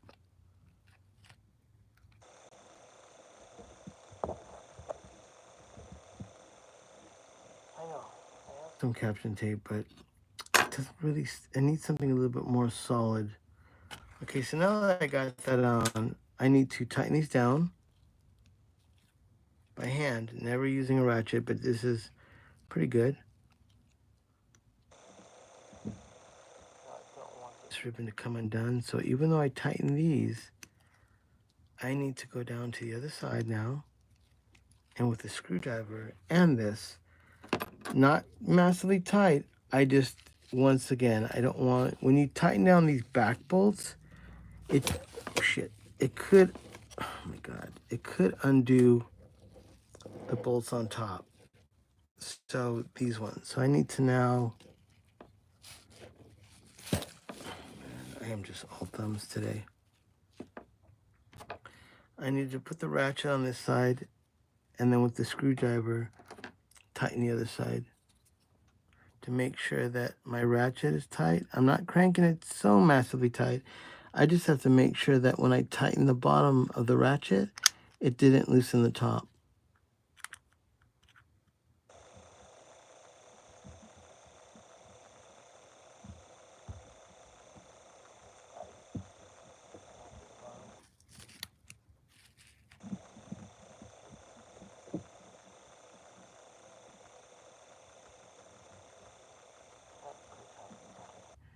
Then it's good. Holy cows. Holy fucking cows. Baseballs. Baseballs. Warning, Mr. Robinson. Warning, Mr. Robinson. Jesus Christ. Okay. Now I need to do the backside first before I get to the top, because the top is the final screws that go into this. And once again, it's always tricky with these bottom wires that I need to make sure that they properly go within the middle. Fucking shit, really? Oh my God. Okay.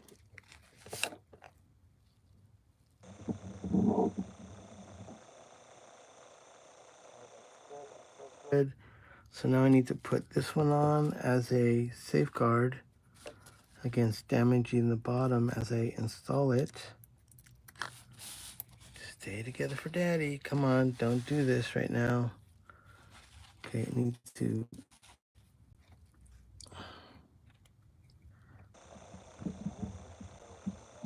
gap. Okay, come on, are you in there right? Feels good here. I don't like the way this is. Hold on.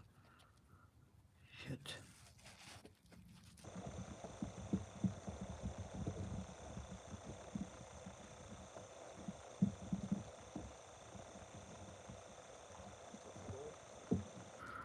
I'm sweating balls.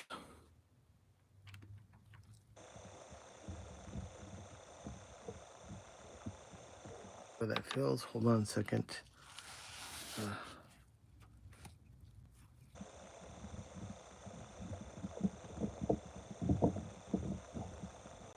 there. Okay, that's good.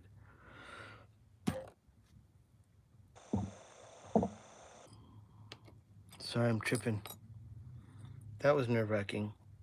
Why do I want to do 2 more? Why did I even tell someone, yeah, man, send me your Kohls.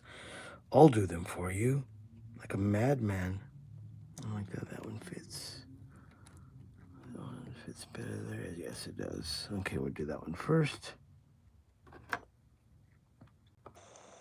So I love doing this. Let's just get that out in the open. For some reason, out of all the things I've ever done in my life, I have to be honest with you. I don't work on tube mics. I understand dynamic mics. I think the people that repair tube mics and dynamics, that's some real shit there.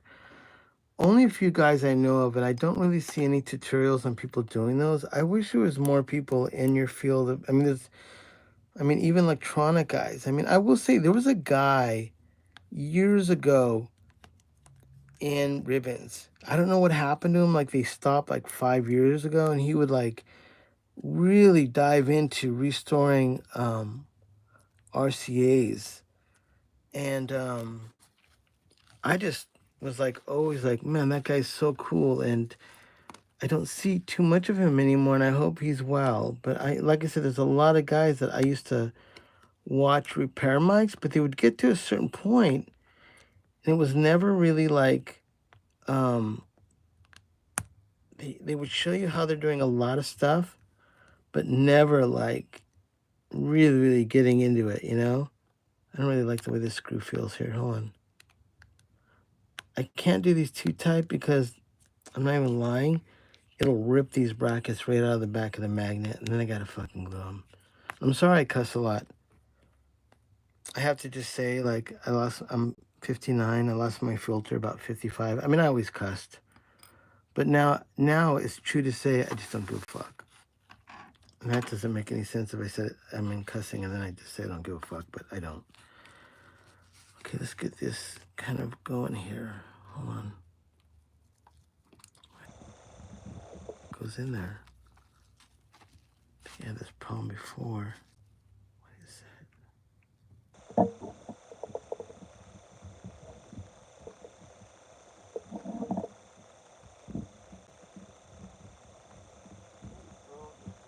Plastic things are just annoying.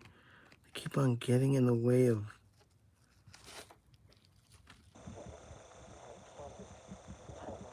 Because I don't want them to break. This is not good. Hold on. Whew, man, I'm right at the end of this project, and these little plastic things are just giving me a hard time.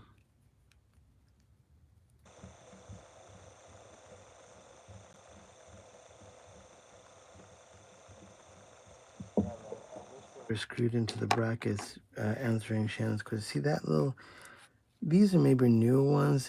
There's that little grinded out plastic is getting in the way from me getting this actually to be flush in there. Like I can't get it flat. It's just like getting in the way of both these sides.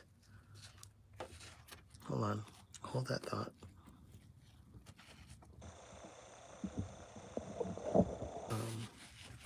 Be pushing this down to make sure this is flat.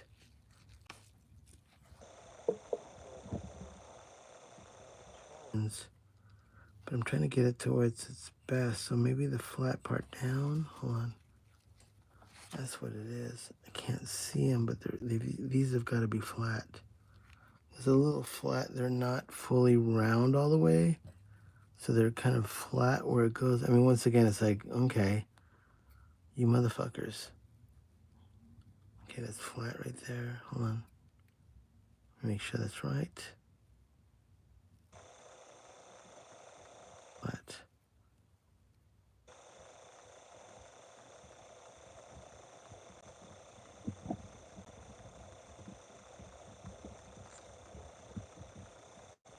Come on, let me do this right. I got people watching. Okay, that's right. Son of a gun. I tell you, you just got to get it right. There's no fucking around. These have to be installed great.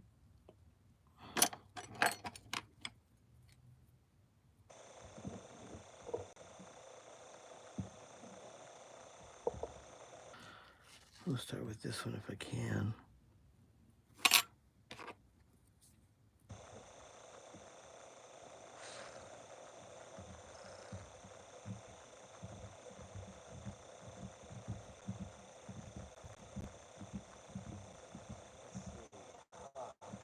My filter fell apart when I hit 50.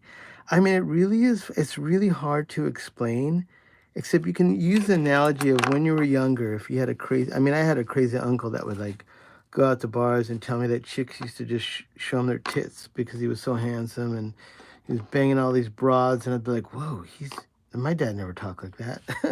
But, you know, there's a certain point where, yeah, man, you just lose your filter and you just don't give a fuck. And you can say it depends culturally speaking too. And it's just like, you know, where you grew up, how you were raised. I don't know. I think being a musician my whole life and just being around artists, you know, the expression of that is something that is just natural. I don't know if you can really force that or I'm not going to do this all the way because I still got to do the other side. I don't want to put too much tension on this bracket. I mean, if you tight one side, it's going to lift up. I have to put it in and then slowly tighten the other half. Okay, so let's get this one in. Once again, I got to do that flat part thing again. Oh my God. It's in there. Okay.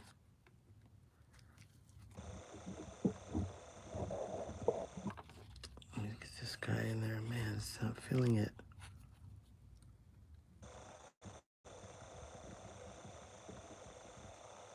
Hold that thought. Okay, that feels good.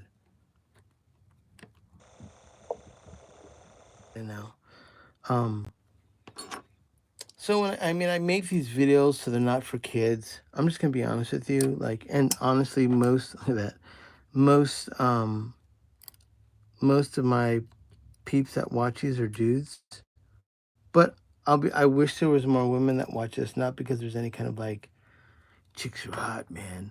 I think the women that I've worked with in my life, their hearing for producing is incredible.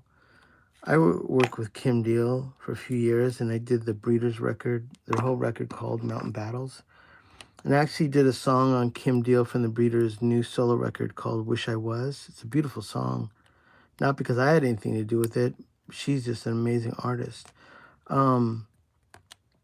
She can hear anything. When I first worked with her, I had a Neotech console. And she came in and heard the track, and she's like, Manny, this sounds really good. And that was like when I was trying to get the gig. Like, she came in through a friend. Like, even though Mondo, the Breeders' bass player, is my bass player now, and he was in Fear, he's in her new band, and also he was in Morrissey. Before I knew Mondo that way, and I'm just going to tighten these down a little bit as a time just to add even pressure. It's almost like a drum head. Kim came in, and I just tracked them. The first time I recorded the first song, I think it was called, oh my God, what was the song? It was a beautiful song off Mountain Battle. So she comes in, records with me, and she goes, Manny, you did a great job. She walks out to like, she just went out to take a break. I don't think she smokes. She just walked outside, and I was left alone in the studio, and I was kind of like, wow, she fucking loved it. I'm like totally excited. I'm like, man, Kim Deal likes this track. And what I didn't know is that one thing about recording Kim is you can't use EQ. And the good thing was, I've never used EQ in my life. So when I'm tracking a band, I don't use any EQ. That's why I'm all about preamps. When you look at my tracking and I'm using a preamp, and like anything you hear from the drums that I do, I may use a little bit of a Neve plugin. It's more about subtraction than anything else. Or maybe like, you know, I'll add a little bit of top on an API plugin for a snare or something if I do that. But I rely more on the miking and the technique. And so one of the things about Kim, which she was happy about, like, was his name? The guy, I always forget his name. He passed away and he doesn't use any EQ. Oh my God. He worked at like Capitol Records. Anyways, like that guy. Okay, that looks good. So somehow I had, when I was going through all the channels to make sure all the EQs were off, Kim walked right back in after the session, goes, Manny, play the track back. And I was on analog tape. It was either 2 and 16 or 2 and 24. So I hit playback, and she was like, oh, hey, why does this snare, why do the drums sound a little different? And I was like, oh my fucking God. So I look over at the console, and I can see the red light on the snare had kicked in. The EQ was barely on, doing nothing. And like Kim had turned to look outside the door to call Kelly in, who's her sister, her twin sister. She goes, Kelly, come take a listen to this. And I went really quick and I undid the EQ. And then Kim turns around and goes, oh, never mind, Kelly. I'm just imagining things. No, that sounds good, Manny. And then she walked away. Like that quick, Kim Deal heard or listened that my initial tracking of the drums had changed by having the snare engaged. And I'll be honest with you, it was doing nothing. But when I went in and out after she left to see if I could really hear it, I'll be honest with you, I couldn't. But her hearing is so good, she heard it. And it was freaky weird. So after that point, because that was me working with her the first time, I just made a mental note that I must always, like, if I'm going to do something with EQ, I would never do it without telling her. And even then, you still can't use it. So these holes are a little bit off. I'm going to see if I can line them. No. Hold on. Yeah, man. She really has rabbit ears for that. Let's see this in.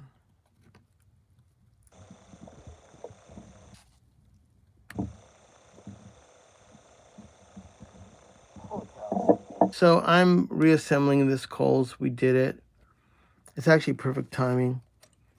We got this done so I could make it to pick up my wife from work. I'm going to do a video tonight on something. I'm not sure yet. I've got some ideas.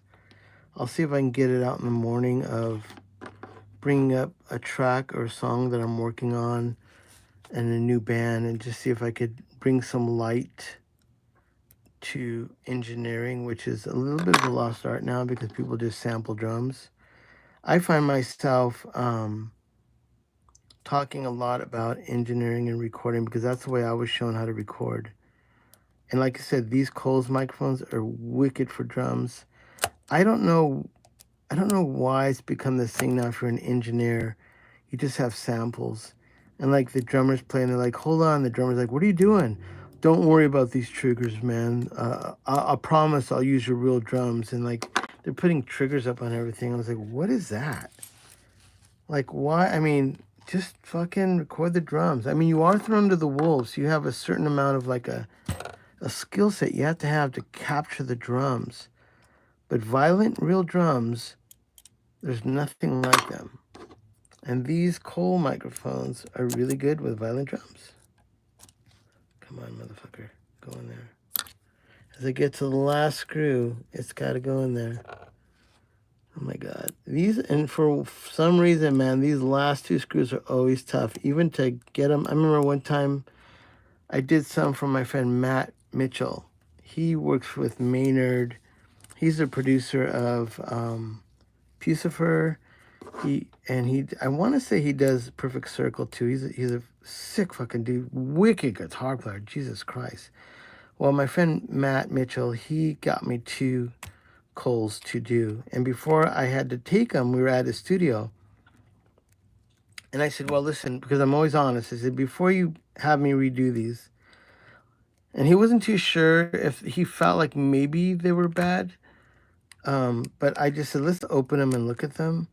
Man, me and him sat there for like 20 minutes because he couldn't find a screw set to get them off. And then finally we got a screw that fit. Even though those are big fat heads, it was incredibly difficult to get these 2 screws off. So we finally did it.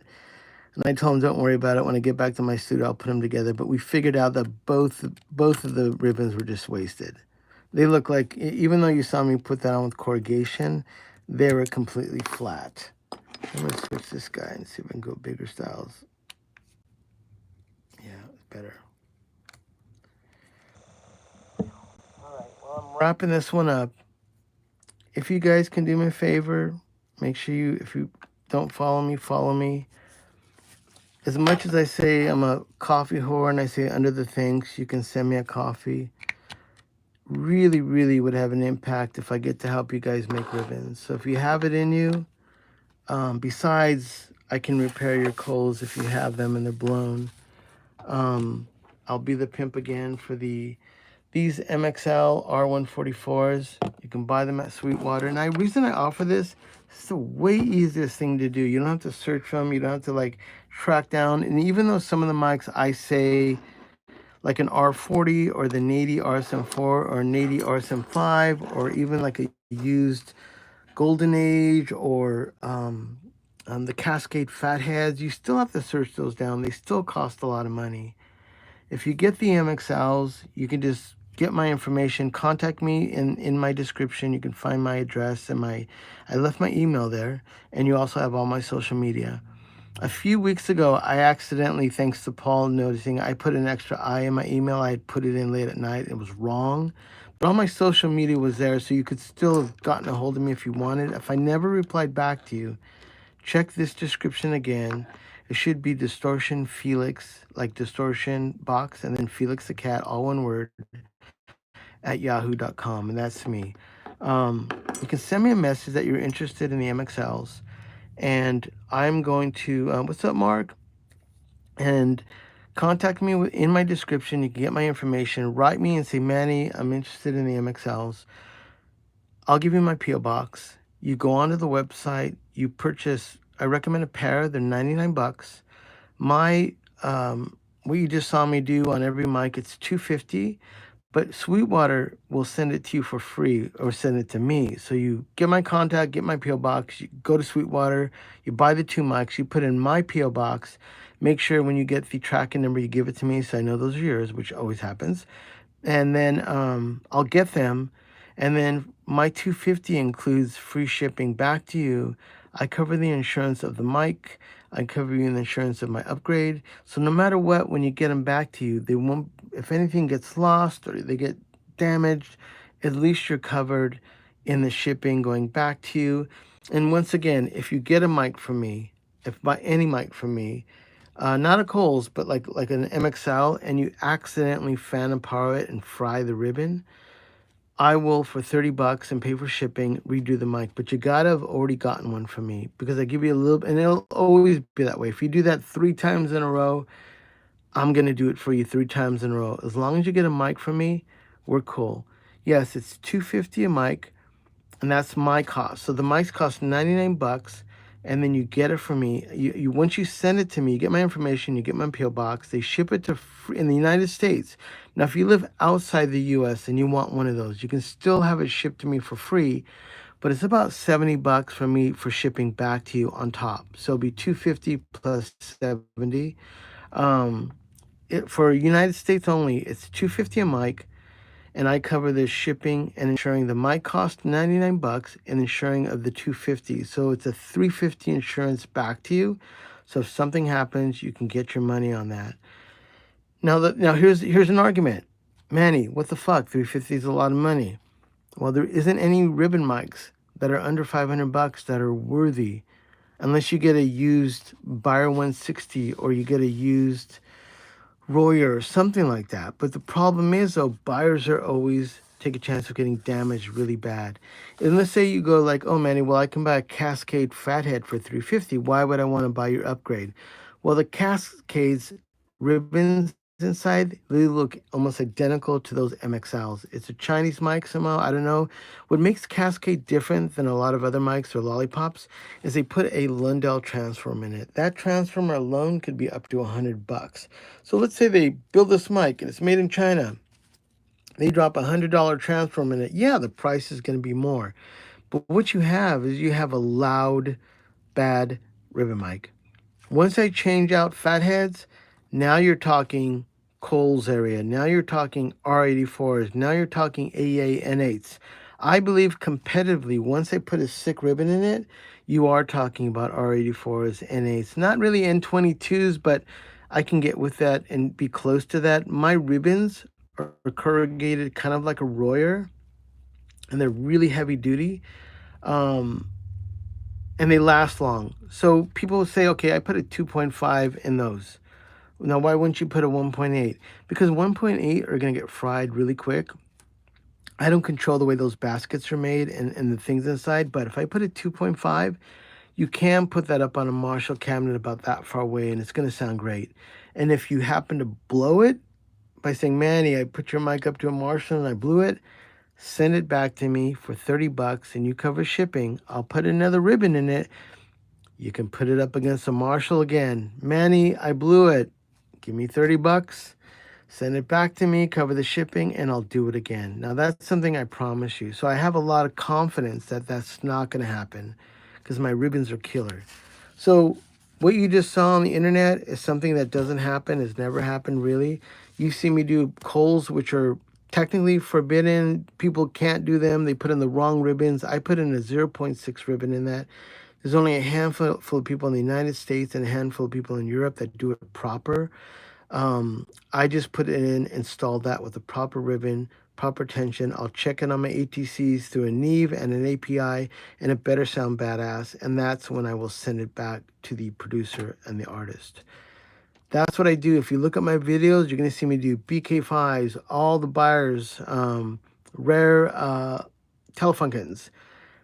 I'm going to say like a ribbon whisperer. I can look at a ribbon. When I go to install the ribbon, I'm just superstitious about even the direction. I don't know how. When I load it in, I can tell by blowing on it what the tension is. And then when I put my human voice talking into it, I can tell you if the low one's proper or something else is strange about it. And that's what you get. I don't think you can do that without the human feel. And that's what I do to every mic. I touch it, I install it, I cut it, I tension it, I tune it with my voice. I look at the tension. I can move it around left, right, solid, middle. I don't like it. I rip the ribbon out. I do it again. That's just the way it has to be.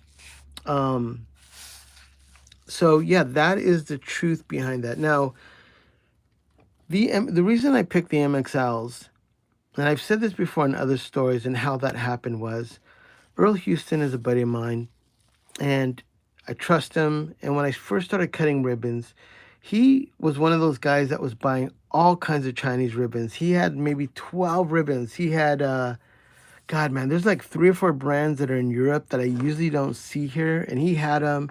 He had fatheads. He had nadies. He had MXLs. So because the first time I ever cut ribbons, I would get his mic and check it. Check 1, 2, 3. This is pre-ribbon. I'd put the ribbon in it, and 3 to 4 dBs louder, my ribbons came back with more fidelity. And we were both like, holy fuck. And he's like, how'd you do that? I go, I don't know. Let's cut another one. And I went through all 12 of his mics. By every one that I cut, every one that I corrugated, 2 to 3 to 4, sometimes 5 dBs louder, I got by getting the ribbon closer to the magnets, and my corrugation was way better than what the mic came with. So when I had checked the R40 and there was an MXL R144, me personally as a producer, I went kind of, holy fuck. And I remember I checked it before I did it, and I was like, this is a good ribbon. When I put my new ribbon in it, it was like, Jesus Christ, this is a real fucking deal. So then, as I put the word out of my local producers and friends, my friend Aaron Espinosa has a really sick studio called Ship Studios. He's in a band called, if you look up Early Mart, he also worked with Elliott Smith, and his studio is called Ship Records, or Ship Studio. Aaron got 2 MXLs, bought them like the special edition ones. They're a little bit more. He sent them to me. I redid them, and he's like, dude, give me 2 more. And I'm going, what? He goes, dude, this is my sound for my voice and my acoustic. So I was just like, wow, this is so rewarding. And that's kind of where it started. And I realized as I then started to get like nadies, and nadies are another one. I mean, MXL Nady Lollipops RSM4s are probably one of my favorites too, and the 880 RSM5 are insane good. They're now harder to find. And here's the thing. The Nady RSM4 and the Nady Lollipops, MXL R40s and MXL R144s, there is nothing vintage about them. There's nothing desirable except they're an introduction to ribbon mics in the world. And if you get an MXL R40, I mean, I'm not even lying, you probably get them for free. There is no value to those microphones in the vintage or the used market world except for, hey, I've got a ribbon mic for sale. You should buy it and it sounds decent. And that's the truth. But what MXL made in their mic and their build of it is fucking awesome. I love the transformers. The gaps are inconsistent, but that's out of my control. But because I cut the ribbon in each one, now you're talking about that dB difference in the sound. And plus my ribbons have that quality to them that now it's like the same ribbon that would go into an R84, an N8, or an N22. Well, listen, I'm going to wrap it up. It's 4 o'clock. If you don't want to get a ribbon mic, you can always right below the description, you can buy me a coffee and the thanks. Man, today was awesome. I wish I could say that was a one and done, but it was 2 attempts. Thank you all for sticking around. hold on, I'm out of breath.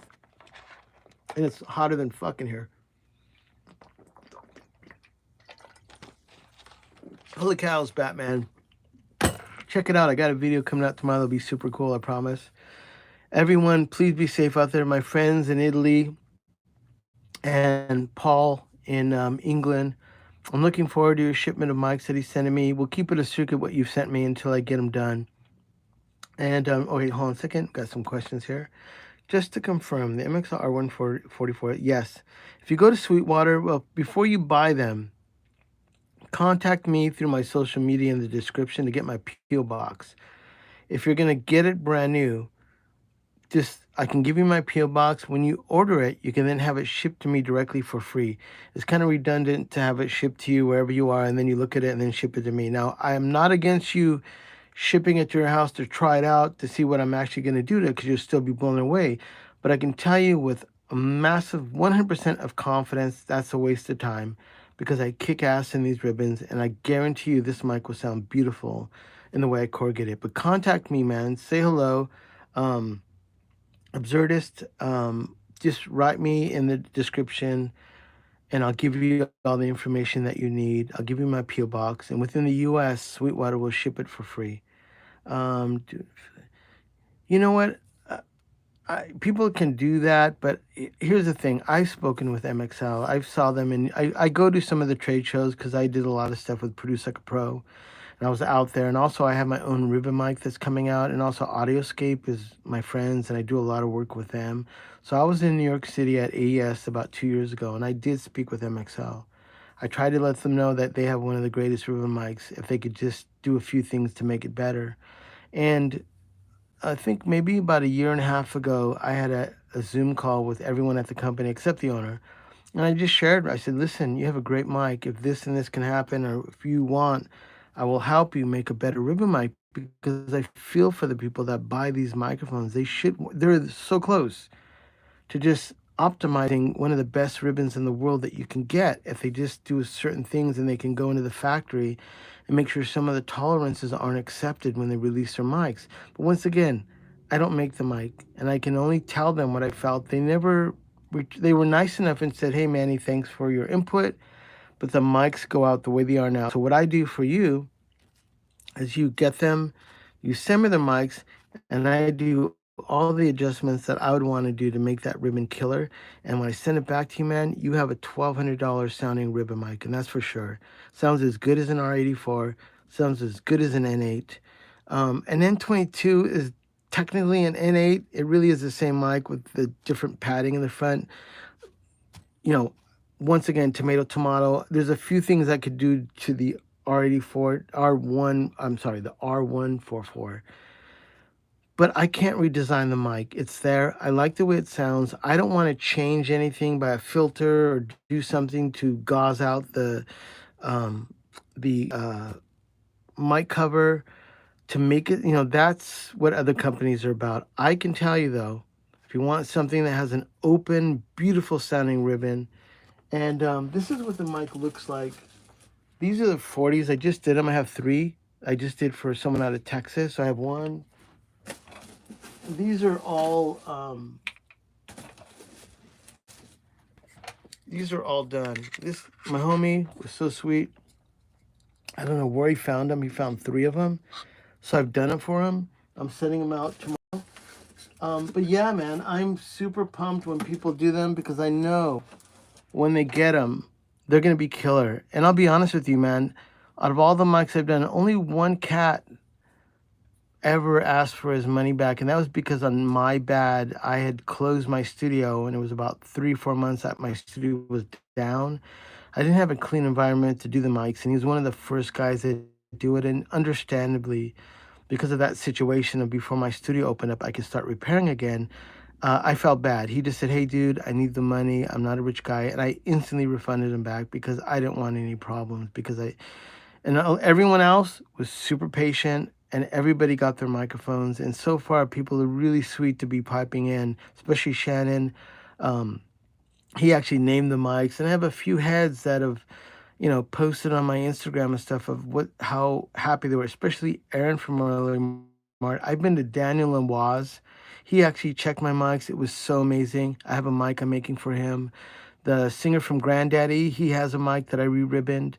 The drummer from 9 Inch Nails, I have ribbon 160s he's done.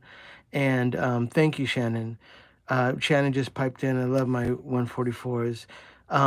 Justin Medell Johnson has my 160s. He's Beck's bass player and also St. Vincent. Jose over at Drum Revival up in Portland, one of the greatest drum shops. He got a pair of mine. He records into a Tascam 388. So yeah, man.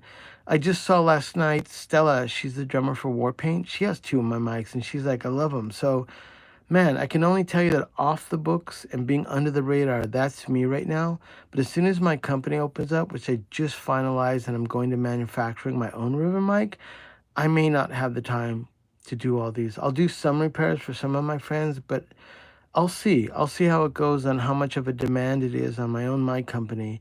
But I will still, for right now, offer this to you guys. Hit me up in the description. Please get my P.O. box before you buy them so it isn't redundant. Then send it to your house. Then you got to put it in the mail and pay an extra, $20 or whatever you'd pay for shipping. All right. I'm out of here, everyone. Thank you so much, man. Write me. Make sure you contact my information. My emails, Distortionfelix, all one word, distortion like a distortion box. Felix like the cat. That's my middle name. And my band called Distortionfelix. And my other band is called the Chavez Ravine.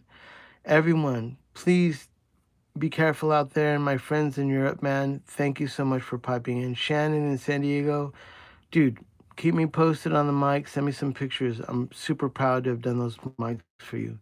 Talk to you all soon. That was a Kohl's re-ribbon, live on the spot. Nowhere can you see a video of someone doing that, but I did it, and oh shit, Paul just sent me $5 for a cup of coffee.